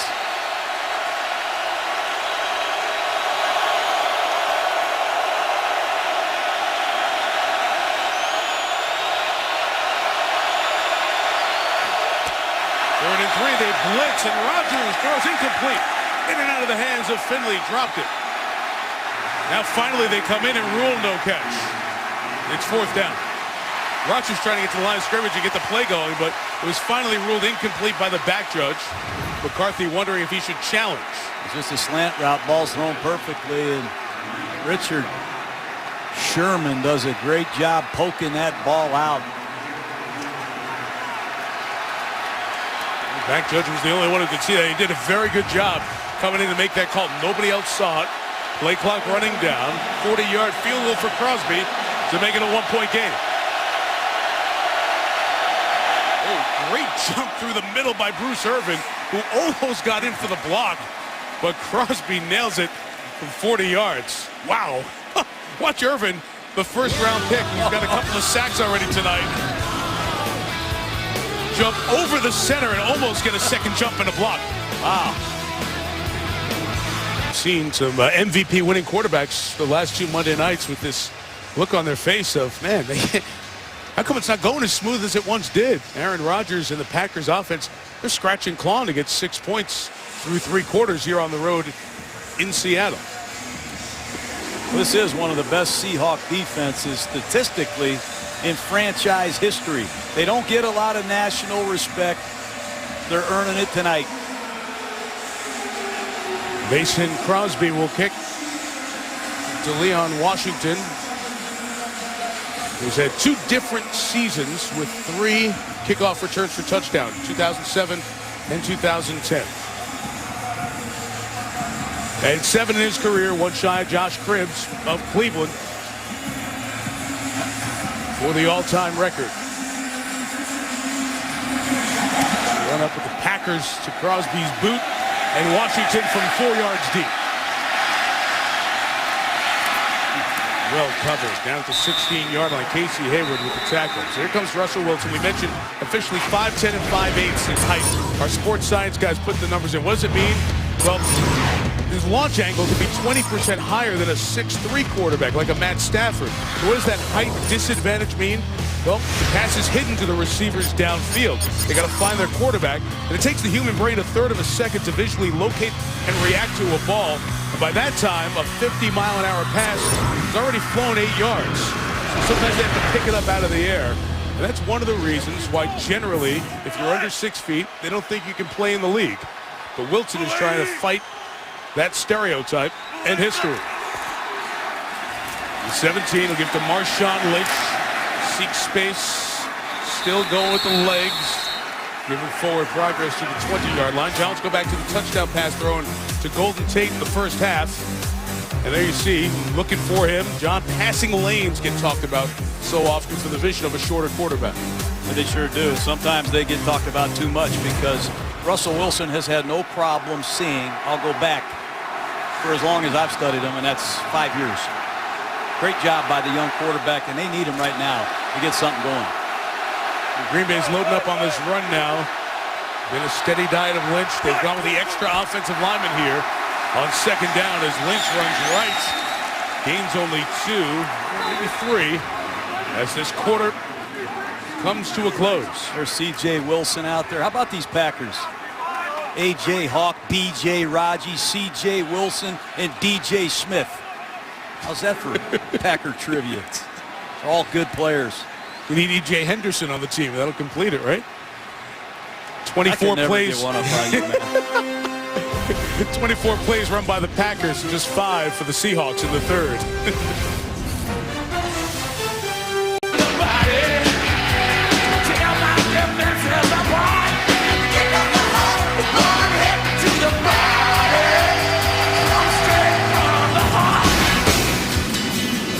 Rodgers to driver shot in the back of the end zone. One shot at a touchdown for the Packers here tonight. No touchdowns, down 1 to the Seahawks. And as we begin the fourth quarter here in Seattle, Mike Tirico, John Gruden, Lisa Salters, we begin with a 3rd and 5 for Russell Wilson at the 22. And Robert Turbin, the rookie out of Utah State, is the running back and is split out. Wilson pursued by Perry and Matthews. Throws incomplete, trying to get it to his tight end. Charles Woodson was blanketing Zach Miller. And it's a 3-and-out again for Seattle. Nobody open. And again, you see Worthy number 99, 52 Matthews. But it's the coverage down the field. Dom Capers using 4 rookies. 2 of them in the secondary. McMillan and Hayward. 2 of them up front, Nick Perry and Jarrell Worthy at crunch time. Very uncommon. The ex-Packer, John Ryan, has been killing the ball tonight. A lot of hang time on this, not as deep. A flag down as the fair catch is made of the 44-yard kick. Randall Cobb caught it at the 34.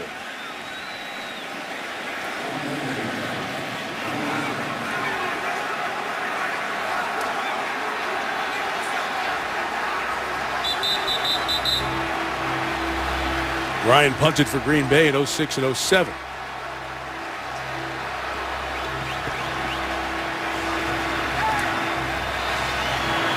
Wayne Elliott, the referee here tonight, real estate man from Austin, Texas. Personal foul, unnecessary roughness on the kicking team, number 25.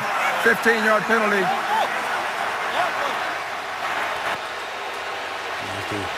get this straightened out. Personal foul. It's on 25 on the receiving team. 15-yard penalty. First down. There is no 25 on the Packers. So they got the number incorrect. Poor Richard Sherman, he's standing out there saying, hey, wait a minute.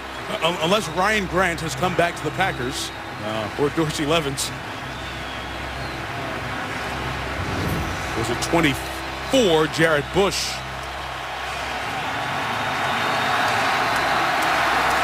Attacking that. Gunner as he's running out of bounds. Momentum has changed. Green Bay has moved the ball effectively, unable to finish a drive, but been much better in the third quarter. Going out of bounds to block is okay as a penalty. That was a correct call by the official on that one, as Rodgers gets hit out of the tackle box as he throws it away and passed or toward the line of scrimmage, so just an incomplete pass. No grounding as Alan Branch pursued. Well, this is a shot formation, and it's a double move to Jordy Nelson. On the other side, they have Jennings working on the backside. Rodgers didn't have time to see him, but Richard Sherman gloved Jordy Nelson. And these plays take a long time to develop. And Rodgers has been hit on 3 of them tonight. You don't have that tonight, right? With what Seattle's done defensively. From the 19, back to Benson. Met in the hole by the rookie Bobby Wagner. Pete Carroll actually recruited his high school teammate back in the day when Pete was at USC and had no interest in Wagner. Went to Utah State, was a tackling machine for his 4 years in the WAC. He comes off the field for third down.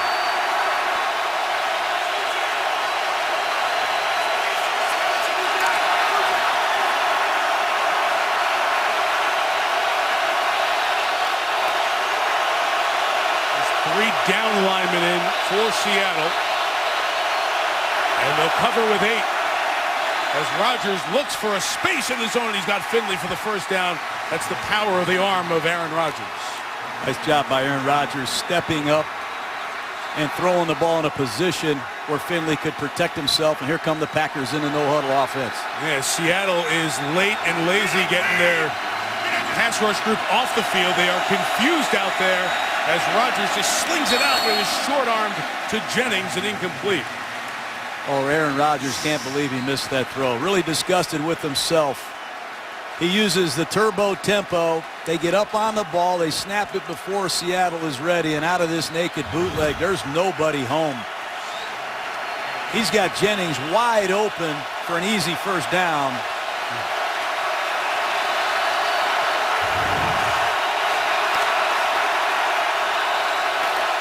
Back to the 2-back set, 2 tight ends. This has been very good running formationally for Green Bay tonight.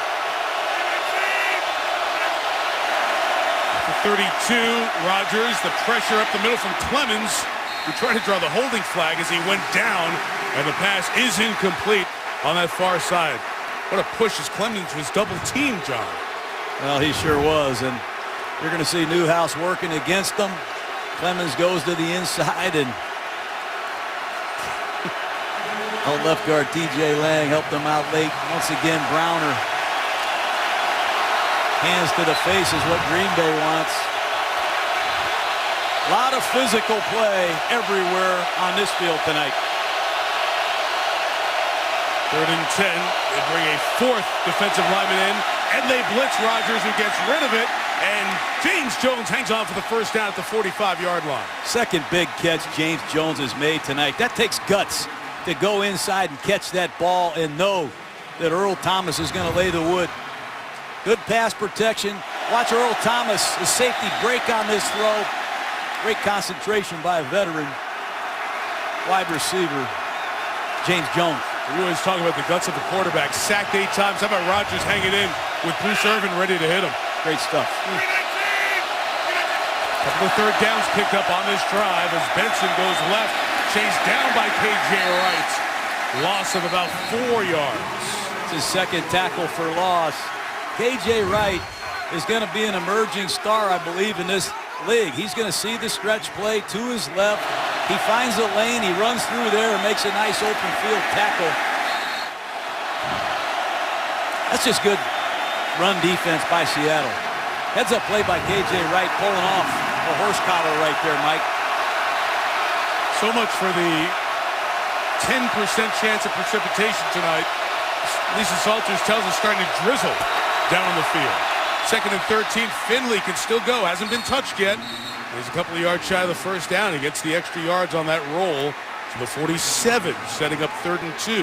I don't know how Aaron Rodgers can contort his body and throw these passes. Watch how he gets rid of this one. I mean, these are all just built-in sight adjustments. They're not against the blitz. He sees his fellow Packers uncovered. Catch and release. Nobody better than that. All short stuff. Only one pass to a target 20 yards downfield tonight. And that rocket off Finley's hands with a pass interference flag is thrown on Cam Chancellor, the safety. Well, he thought he timed it just right. Chancellor knows this route tree, this quick slant pattern. Pass interference, 31 on the defense. Spot foul, first down. You know, these pass interference calls have to jump off the screen at you to be called, Mike. That's a terrible call in this situation, I believe. Pass interference calls should call themselves. They ought to be obvious to everybody on the officiating crew to make that call. That's not good. Again, that's the speed of the game that these current officials replacing the veterans are needing to adjust to. 3rd time this half that a penalty on Seattle has kept a Green Bay drive going with the 3rd down flag. Rodgers looking for that shot downfield again. It's covered, so he throws it toward Nelson, who was well covered. Seattle has not given Rodgers any chance to get it deep downfield. James Jones is exhausted. He and Richard Sherman are having, I mean, it's a one-on-one battle at the bottom of the screen. That time they're looking for a sharp post pattern again off play action, and Richard Sherman and James Jones are going at it. Here they go one more time. Look at Jordy Nelson and Brandon Browner. This is the most fun I've had in a long time up here, Mike. From the 39, another Rodgers rocket is a first down for Jones in front of Sherman. This is two of the best at what they do. The old back shoulder fade.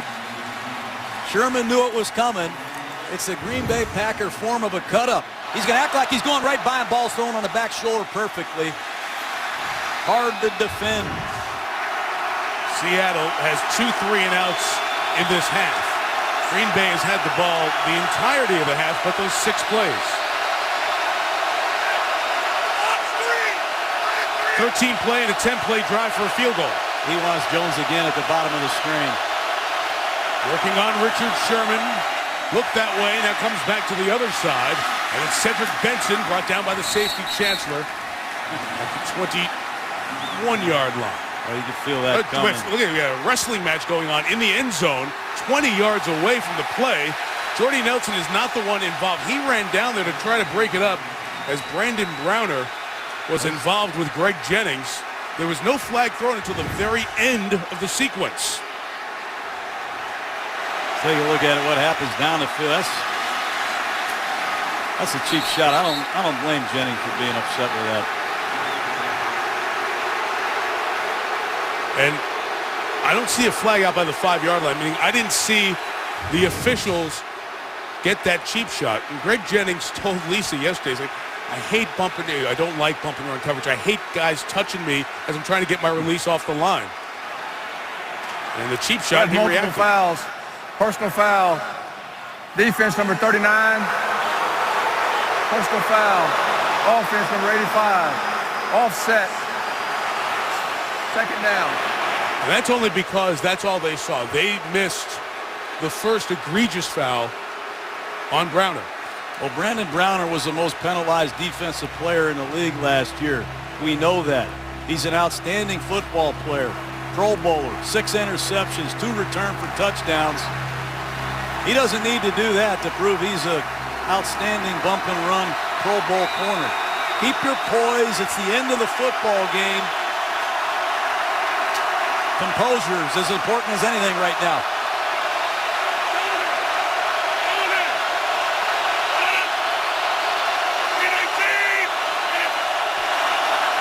On 2nd and 4, Rodgers. Kuhn out of the backfield. There goes John to the 11-yard line. First down, Green Bay. They have about 10 different ways Seattle does of playing a 3-deep zone. But they're not taking care of these checkdowns, and that's where Aaron Rodgers has gone repeatedly tonight. That's a great sign of discipline by the MVP, Aaron Rodgers, taking what is given.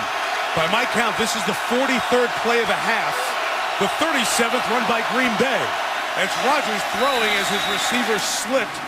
And we just told you it started misting about 7 minutes ago, and Jennings fell down.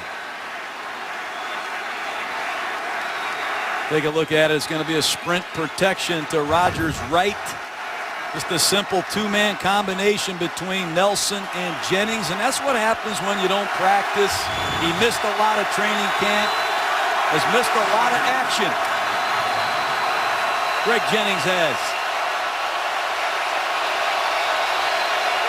Longest drive of the night, 14th play. And from the 11, Rodgers. Irvin got off the edge. Rodgers, he's rolling, pumping, throwing to Jennings, who slips but gets in for the touchdown.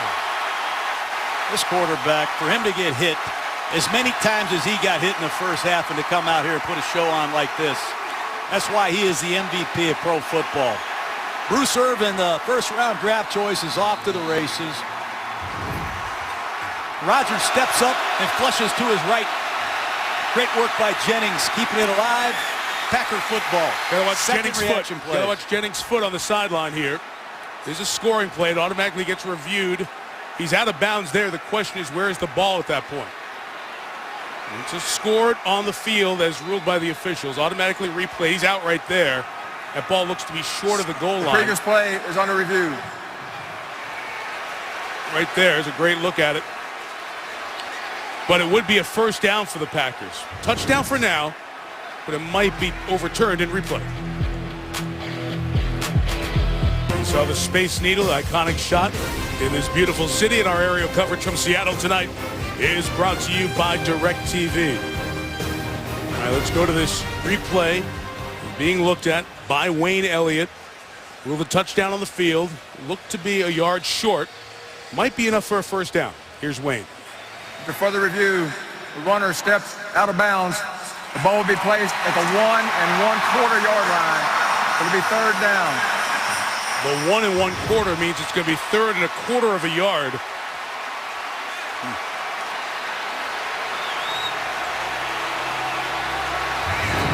As ruled. Heavy personnel by both teams. Watch the splits of the offensive line, how tight they are as they try to wedge this ball for a half a yard right into the teeth. The strength of this Seattle defense. Mebane, Branch, Red Bryant. Don't put it past Mike McCarthy to run a play-action pass, Mike.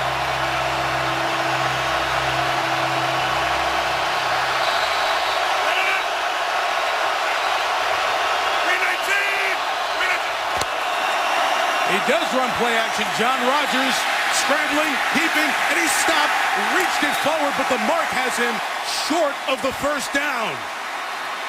Clinton McDonald, a very active inside tackle, makes a great play, and this is going to be an interesting spot. You're going to see a corner route here to DJ Williams. The fullback's in the flat, and McDonald comes from inside out right at the stripe. Wow, what a good play. The rookie Bobby Wagner,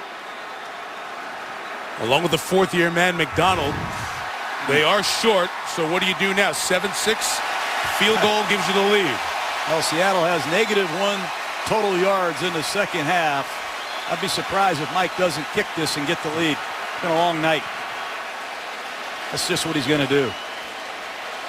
That has been officially ruled, by the way, a sack for no yards.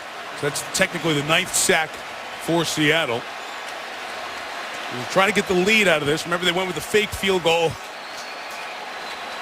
11 days ago against the Bears, but just take the lead here in all likelihood with Mason Crosby, who's kicked 2 field goals tonight.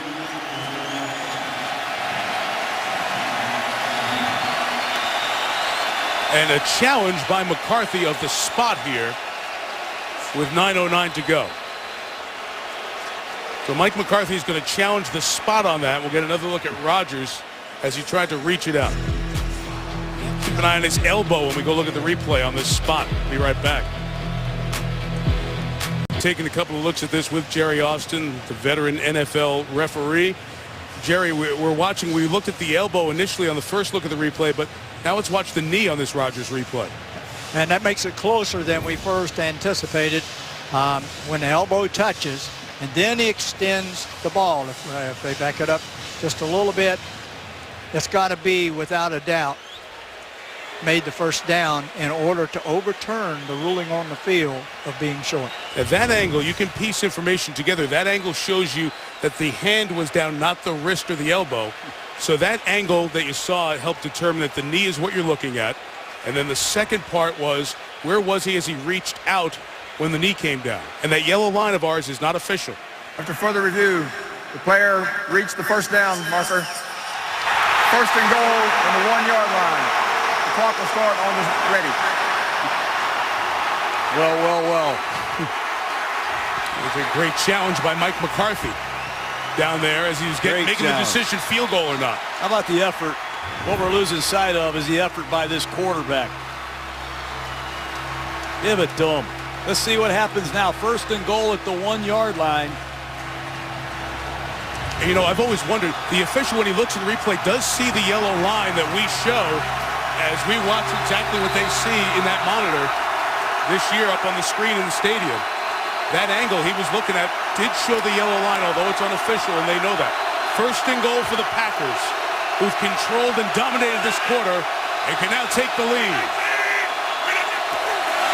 And it's Benson. Rodgers signaling touchdown. They run it from the side and signal touchdown, Green Bay. This might be reviewed as well. Great second effort by Cedric Benson. Reverse pivot, and they slam this ball right behind number 71, Josh Sitton.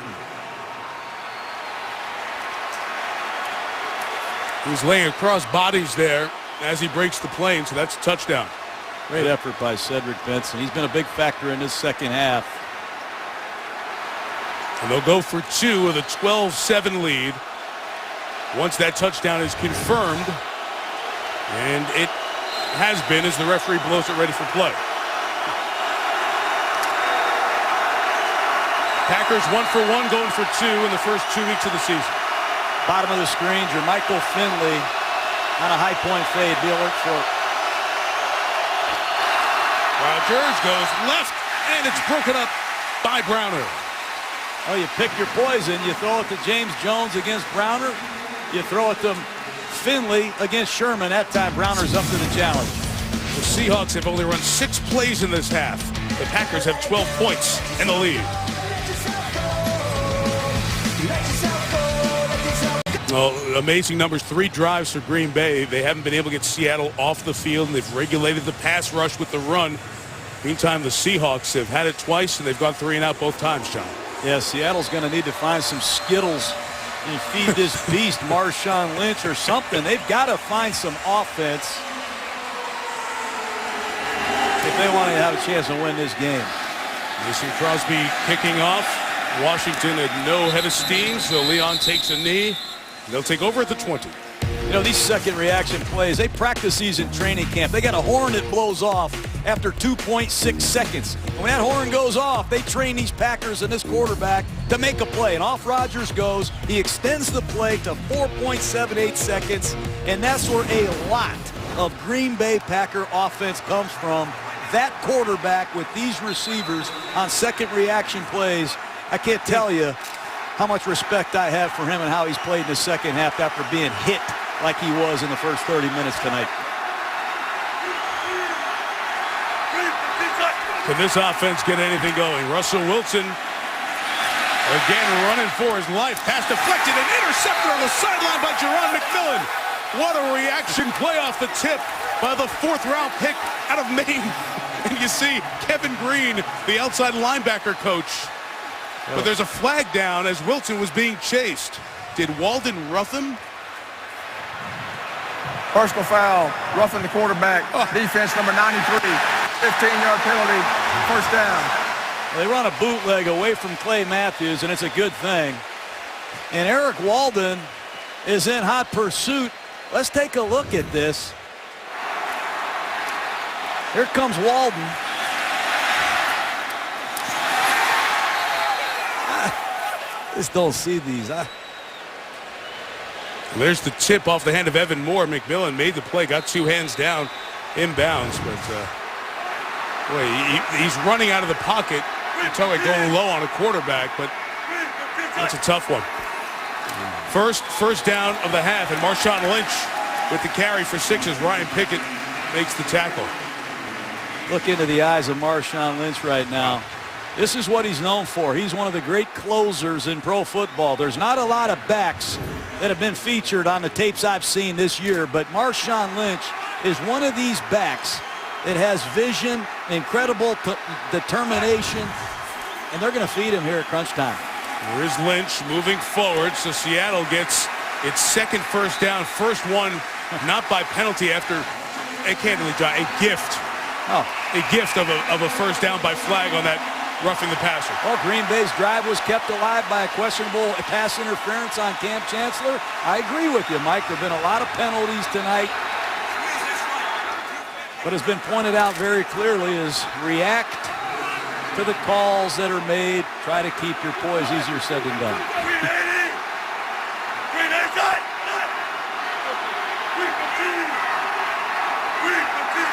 Wilson only 5 of 11 passing in the game tonight. In trouble. Trying to create something here. And on the run for a first down or more. Slides down at the 42. Kept it alive for 13. Left tackle Russell Okun is wondering, where is Russell Wilson? And when is he going to throw this ball? He's blocking Clay Matthews for about 11 seconds on this play. Russell Wilson shows good field vision. Nobody's open. Another big first down.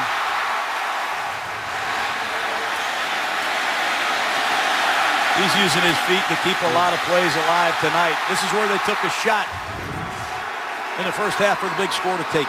And they've come back with an extra offensive lineman again here. Lynch almost bobbled the handoff. And Sam Shields chases him down from the corner. Get him a yard, another flag down. Seattle already penalized a dozen times here tonight.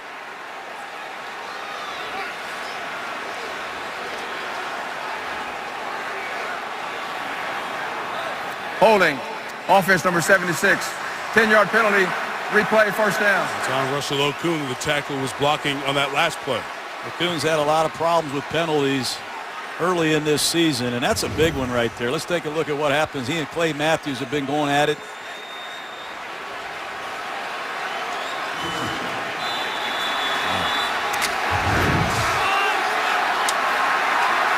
Seattle's down some receivers. Braylon Edwards went to the locker room. Here's Lynch running right. A.J. Hawk's going to bring him down. Another flag coming in from deep. That Judge throwing that one. I'll tell you, Mike.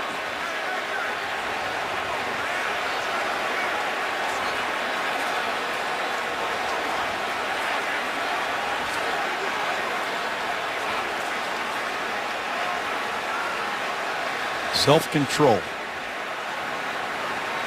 Holding, offense, wide out number 87. 10-yard penalty, replay, second down. Ben Obamanu, the wide receiver. And there have been some questionable calls that we've pointed out, but there have been a lot of Seattle-induced mistakes, self-induced mistakes in this game. Yes, there have. And I don't believe we have the penalty on Ben Obamanu. But it's important Seattle tries to get half of it back. Yeah, 14 flags or 118 yards. Wilson throwing towards Sidney Rice. He battles with Sam Shields. And which way will this pass interference be called? We've got a penalty on every play. Yep. There were 4 in a row. But Charles Woodson is trying to negotiate it to go against Rice. And from the reaction of the players, it will be on Shields of the Packers. But there's a long conversation going on here. Take a look at it. I think it's on Sidney Rice. I don't even believe they're going to call this on Sam Shields.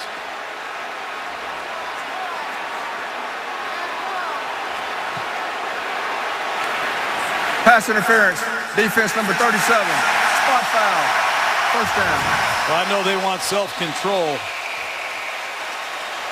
They don't want your emotions to take over, but that's not defensive pass interference, and I've studied it a long time as well, Mike. There's no way that's on Sam Shields. The right hand of Sidney Rice on 1st and 25, a 32-yard penalty. He comes and pulls the shoulder pad of Sam Shields. It's a 12-7 game, and that was 1st and 38. Critical penalty. It is making it hard to watch every game. 1st and 10 for the 25, Wilson. He throws. It's caught. Hawk with the tackle of the tight end. Zach Miller, gain of 7. This is what you're talking about, John. Look at the S of Shields as he gets pulled by the right hand. If anything, that's the most egregious contact on the play there. You see where Shields' hands are. Right. I used to do this for a living, and I had very little self-control. I'm about to jump out the press box on that call. It's a 32-yard penalty. You wonder at some point, as you watch these games, when will the owners speak up? And the coaches go to the owners and say, guys, it's really affecting your product. At some point, I know the Packers are publicly owned, but somebody's got to speak up. It's bad. Lynch with the carry. Fighting for first down yardage to the 15. And you want to stay focused on the game, but again, just that overall reminder, the officials are doing the best they can. They're swimming in very deep water, and now the players have to look at that play's gone. There's 5.5 left. Tom Cable, the former Raider coach, is the offensive line guru of this running game. They might be in 4-down territory here. Here's a 3rd down and 1. Yep. Remember, Russell Wilson pulled this ball out of Marshawn Lynch's chest and kept it several times in the preseason for big games. Yes. It's either the give or the quarterback boot, if you ask me. 3rd and 1, looking straight option. Wilson got his foot stuck to the ground as DJ Smith was waiting. And it's snuffed out. Now what does Pete Carroll do with 4:53? His offense hasn't been able to stop the Packers at all. They ran an option play, a fullback belly option. They're going to fake the ball to Robinson and come down the line of scrimmage and option an outside linebacker. Didn't fool anybody. Pete Carroll's going for it. Well, I was surprised by that call. You have one of the premier backs in football, mobile quarterback. Gutsy call, backfired. No trust that the defense can stop him. They go for it on 4th and 2. And Lynch pounds forward. Second effort, Marshawn Lynch. First down, Seattle. That's an old-fashioned football player right there. Let's see the spot. It's a slant play off the left. This is 95% Marshawn Lynch's will to get the first down. Raji hanging on top of him. Here comes number 42, Morgan Burnett. Walden diving in the pile. What a great effort. Feet kept churning. All the Skittles. His mom used to give him Skittles before Pop Warner games. And that story has been out and is stuck here in Seattle. It's a play pass. Wilson. Just second short to Zach Miller. Got 4, the tight end, formerly of the Raiders, to the 10-yard line. Bunch formation. We talked about tight end usage. They have 3 tight ends in the football game. Off goes Clay Matthews. But take a look at these 3 tight ends, and you're going to see a bootleg, and they're going to just hide number 86, Zach Miller, who sneaks out of the trash for a little check down to create a 2nd and 6. Matthews threw a shoe, so that's why he's off. He doesn't appear to be injured. Lynch has no place to go, and A.J. Hawk comes and cleans up the good work of Eric Walden. We got the penalty earlier in this drive. Matthews back with 2:50 remaining. And Remember, Seattle was in this situation in the first game of the year against Arizona. Yes. They were right here in the tight red zone with 5 chances to win the game. They even got an extra timeout. Let's see what play Darrell Bevell goes to. Braylon Edwards out of the game. Their leading receiver, Baldwin from last year, not active tonight. Sidney Rice at the bottom of the screen. Covered by Sam Shields. Wilson goes the other way on the slant. It's caught by Golden Tate. Quick tackle by the rookie, Casey Hayward. We'll have another 4th down, and Seattle will take it down to the 2-minute warning to talk about it. What a play by a rookie corner. Closing and making a tackle that prohibits any run after the catch. Great work. 4th and 3 with the game on the line when you come back after the 2-minute warning in Seattle. What's up, Stuart Scott with my man Tama right here with the Bird coming up on the GMC postgame report. Drew Brees criticizes replacement officials. Miguel Cabrera continues his chase for the Triple Crown. And Aaron Rodgers highlights of him not being sackless in Seattle. Mike? All right, Stuart, thank you. We have 4th down. And the game on the line here. Seattle has 2 timeouts. Braylon Edwards, who went to the locker room earlier, back out on the field. This is a Seattle team that did not get a first down this entire second half until this drive, kept alive by a roughing the passer penalty on an interception by the Packers.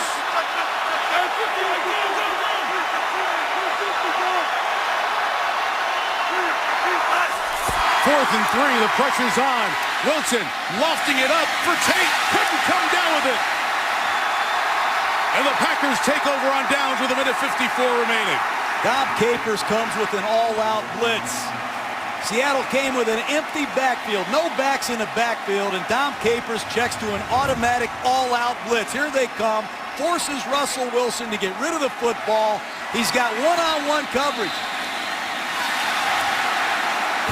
For the game, Shields, Casey Hayward got it done. The game's not over. Seattle uses its timeouts and they stop Green Bay. They can still get the ball back. The 4th down play not executed by the Seahawks offense. We got no route distribution. It's going to be an all-out blitz, and Russell has no choice but to get rid of the football, but there's 2 Seattle Seahawks. I don't know if Tate is supposed to keep running. There's no separation. I think the ball was intended for Sidney Rice. That's just bad execution at the end of a ball game. Oh, in the backfield, Benson busted up. The ball comes out. We have no ruling. It's down. It's a fumble and recovered by the Packers back at the 1. And Seattle has to take a timeout here at 1:45. Oh, my goodness. Brandon Browner sweeping in. Caused that fumble on Benson.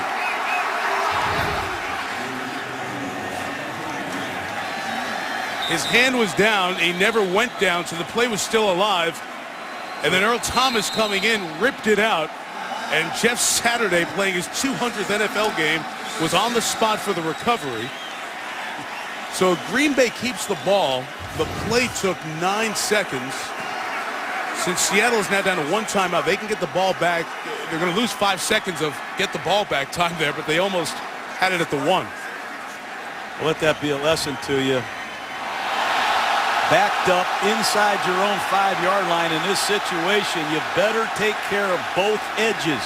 Strong safety blitzes, free safety blitzes, and don't forget corner blitzes. Brandon Browner from the left side of your screen comes screaming off the left side. John Kuhn never saw him. If you're a fullback, a tight end, or a tackle in this situation, expect edge pressure. Be shocked if they don't bring it again. How about Saturday, and there were 3 Seahawk defenders. And his 200th game comes up with his 10th career fumble recovery. Again, if they don't pick up the first down, Seattle can get the ball back right around 54, 53 seconds. Rodgers trying to get Finley, who's made a mental mistake here, to the right spot. Here comes the pressure, trying to trap him for a safety. Benson gets to the 2. Seattle uses 4 seconds on the play, gets a timeout.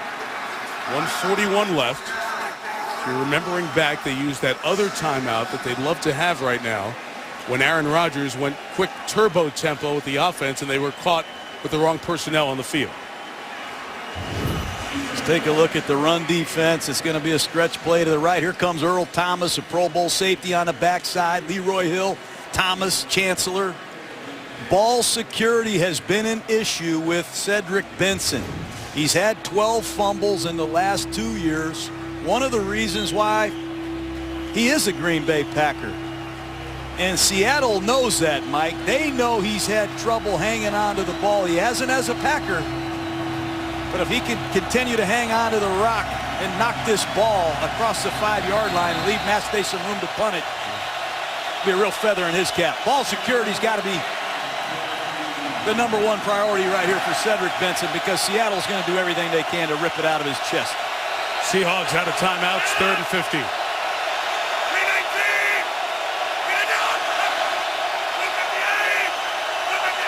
Try to draw him 5 extra yards, so they give it to Kuhn, the fullback, who goes to the 4. So that 40-second clock kicks in now.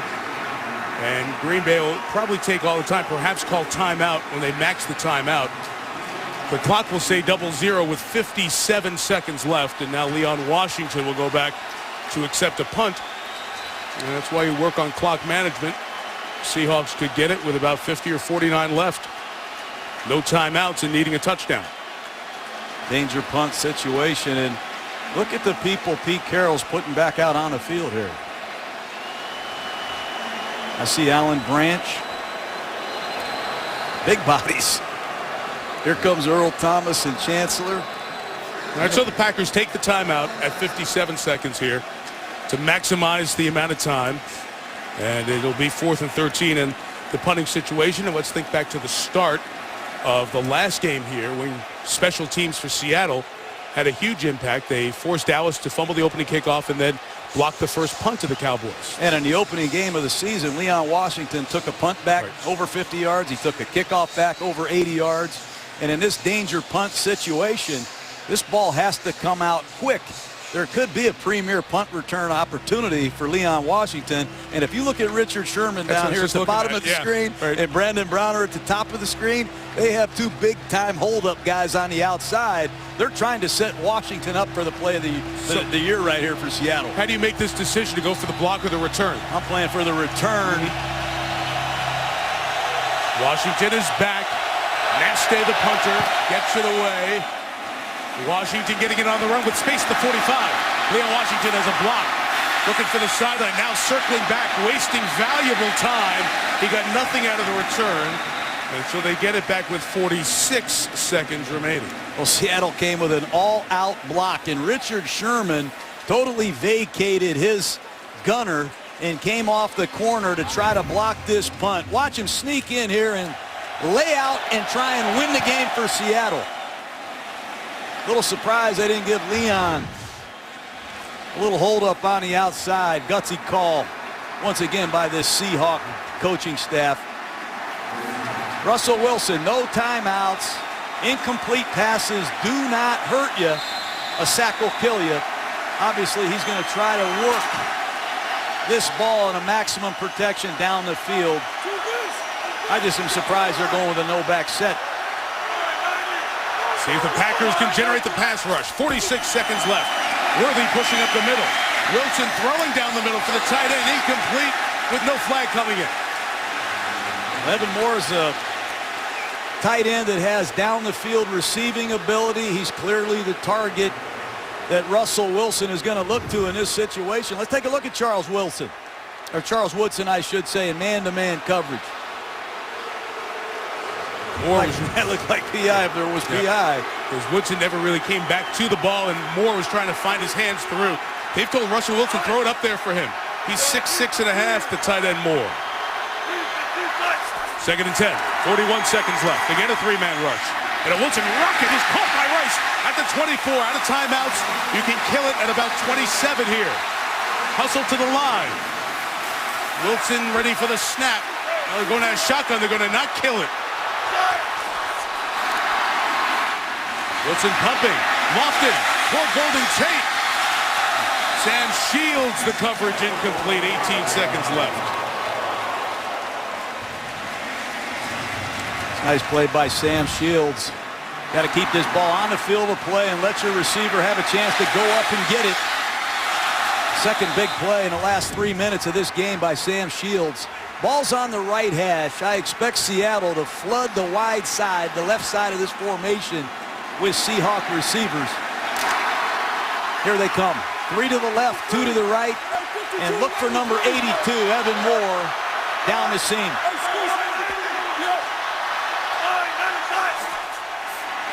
Again, the three-man rush. Wilson standing in, throwing down the seam, and threw it out of the back with nothing open to live to have 2 more shots with 12 seconds. John referenced it earlier, the opening week loss against Arizona, as Seattle got so close and had so many opportunities. And Russell Wilson said of that very long drive where they couldn't find the touchdown, 18 plays, said it's just a matter of an inch here, an inch there.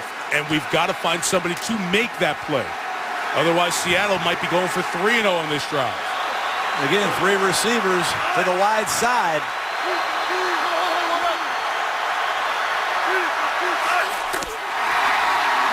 Still the 3-man pressure. Wilson throws into traffic for Tate. Incomplete. And again, M.D. Jennings over there on coverage, and we're down to 1 play with 8 seconds left. And all you can do now is put the ball in the end zone. We saw Hail Mary strike yesterday. Detroit hit one against Tennessee to give themselves a chance. Sidney Rice, Evan Moore, flood a section of the end zone with as many Seahawks as you can and give someone a chance. Rice is 6'4", Moore is 6'6". They're all to the right. Tate's the lone receiver to the left. The Packers playing at the goal line as Wilson scrambles to keep it alive. The game's final play is a Wilson lob to the end zone, which is fought for by Tate with Jennings simultaneous. Who has it? Who they give it to? Touchdown! One guy goes up, touchdown. The other said no time. Has to be looked at because it's a score. Still have an official down there in the pile looking. It's Russell Wilson. They're fighting down at the bottom of the pile with Jennings still down there. Tate off the pile with the ball. We must have a definitive call. There was one touchdown signal. The Seahawks have won. Previous play is under review. You can't go to replay to determine who caught the ball. So that call has to be made on the field.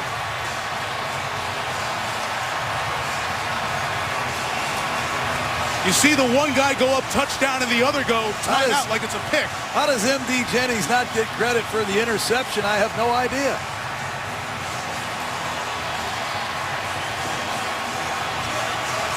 It looks like Jennings has the ball there. Let me bring in Jerry Austin.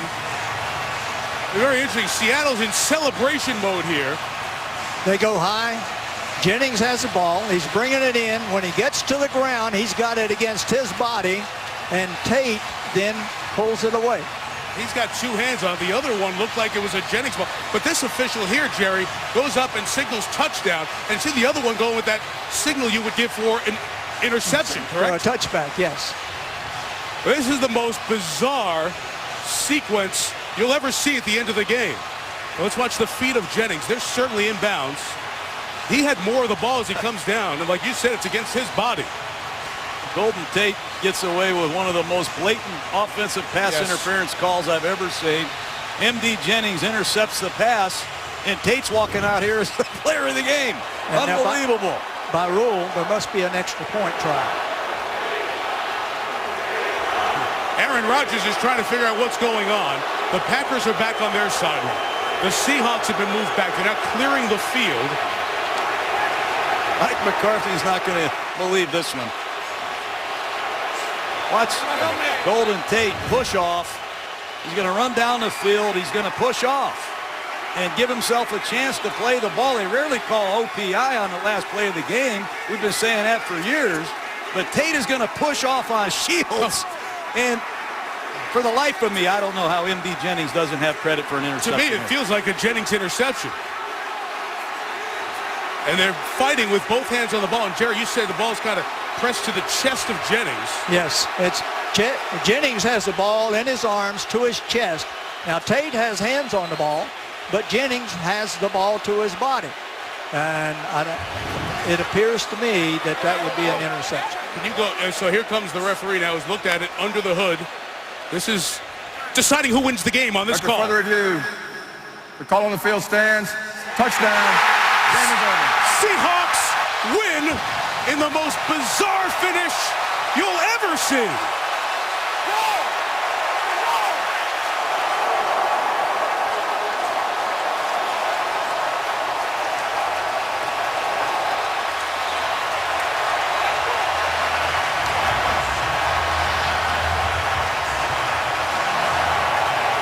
You need to try an extra point. The game is not over. Rule the touchdown. They must try a conversion at extra point. And the Packers are saying, hey, go get out of here. We feel like we just got jobbed. We're not coming out for an extra point. Lisa's standing with Russell Wilson. So, Lisa, you go ahead first. Russell, what happened on that last play? Well, guys just made a play. You know, offensive line gave me enough time. You know, we practice that all the time, and Golden Tate came up with a big play. Never give up, man. That's what I told the guys before we went out there. We got time. Defense made a huge stop and gave us an opportunity. And we capitalized in front of our crowd. What was going through your mind, not knowing if it was going to be a touchdown, play was reviewed? What was going through your mind? I had a feeling it was going to be a touchdown. We came too far not to be a touchdown.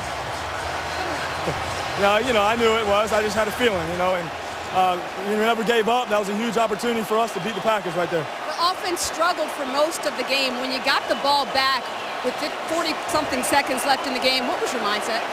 Just give us an opportunity. Leon did a good job of getting the ball back to where we could make a play, and we just capitalized, kept moving the ball down the field, took some shots. Coach Carroll's done a great job of making us do that all week, ever since training camp and everything, of just 2-minute situations. Hardly any time left on the clock, and we came up big. He was fired up. I saw him hug you twice. What did he say to you? He said, great job not giving up. You know, that's what you're here for. You know, and we're blessed to have this opportunity. It's a huge win for us. Thanks. Congratulations. Thank you. Go Hawks. All right, Lisa, thank you. Now, Green Bay has left the field. This reminds me of a Buffalo game in New England where I think it was the Patriots that left, it was the Bills that left, and then Adam Vinatieri kicked an extra point, ran it in for a 2-point conversion. Seattle will have to go try a 2-point conversion by rule. However, we're watching the officials walk off the field to the right, to our left, excuse me, as the Packers walk off to our right. The ref just asked Mike McCarthy at midfield about it, and McCarthy said, forget it. And he took off with his team, so they will not try the extra point. This is another rule mistake in enforcement in this entire fiasco of a referee situation. The Seahawks walk away with the win. They're on now with the communicator. They're going to bring the Seahawks back, I believe. They should give them the game. They should give Green Bay the game is what they should do. Yep. There's no way Green Bay should fly 6,000 miles home after losing a game like this. That's what instant replay's for. I don't like the way this game finished. I have a bad taste in my mouth. And Wayne Elliott's on the communication with upstairs because they're in the communication with the league office to get the rule properly. Let's go back to the play again as Wilson kept it alive, John. Well, it's pass interference. We talked about that on Golden Tate. He gets away with it, clearly. And I thought Jennings had the interception. And you've always told us, John, offensive pass interference is almost never called on these Hail Mary plays. Exactly right. You know, Green Bay is going to have a hard time getting over this, not just because of this play, but it was 1st and 30. They called a terrible pass interference call on Sam Shields against Sidney Rice. And then to lose a game on 2 plays like this, I've never seen anything like it. Too much at stake, too much hard work. Tragic. You see, it feels like Jennings has more of the ball than Tate does at that point, just as you look at it there. Now the referee is running back as you watch one more look at this replay for this meaningless extra point that they're still trying to figure out if they need to perform or not.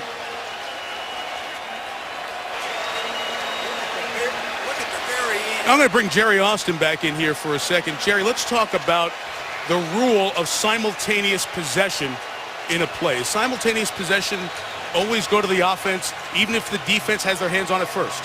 That's correct. If it's simultaneous, that means both players are possessing the ball. But on this, Jennings is going Jennings is going for the ball. Jennings is going the ball. He brings it to his chest. All Tate has on it is one arm. And then the official comes in and rules touchdown. But Pete Carroll is right down there, and now he's down on the field with Lisa. Thank you, Mike. Pete, have you ever seen anything? Hey, Chris, give me 11. Just a minute, Mike. But he's saying get me 11 guys because they're making him come back and do the extra point. Go ahead. Just tell me what happened. Yeah. The rule is you have to finish the game, so we have to kick the extra point. It happened to us years ago in New England against Buffalo. So these guys got to come back out and kick it without them on the field. That's just the rules. I don't know where the officials took off. I don't know what to tell you. But we'll do it. The last play of the game. How did that? Tell me about the last play.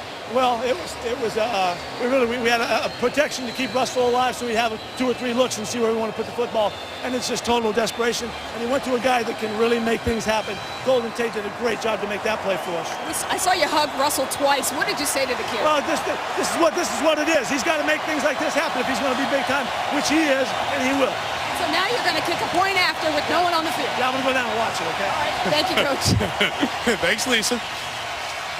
The Packers are being told that they need to send some folks back out here, and they're not getting the greatest response, I would imagine, at this point. You have some Packers coming out with their helmets on for this. I've got to wonder if this play, John, we have said all the way through this, got to play through plays, got to play through this play or that play. When it impacts the end of a game and the outcome of a game, is this the impetus to change this lockout situation? We don't know. Time will answer that. But offensive pass interference, an apparent interception, simultaneous possession, a lot of things going on. Here comes some Green Bay Packers back on the field. This is comical to me, really.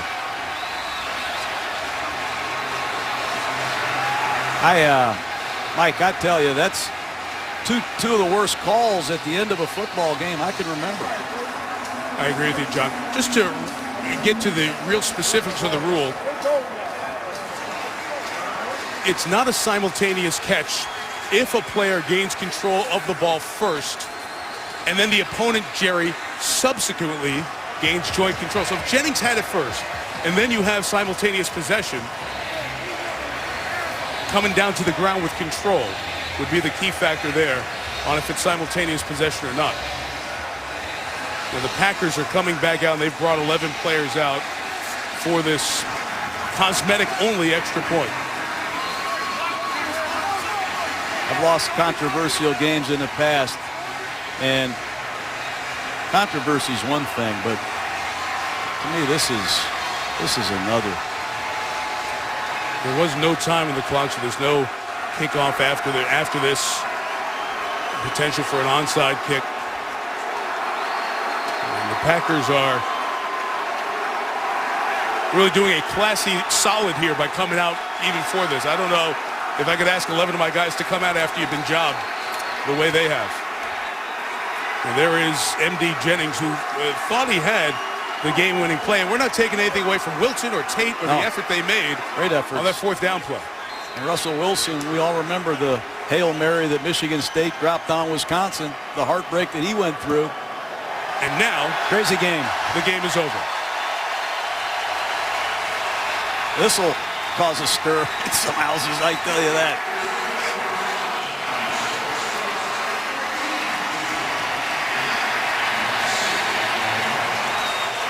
"43 years of Monday nights, 92 years of the National Football League, and there have been some strange ones. But this one, right up there. The Seahawks are 2-1. The Packers are 1-2, and have one of the worst flights home ever.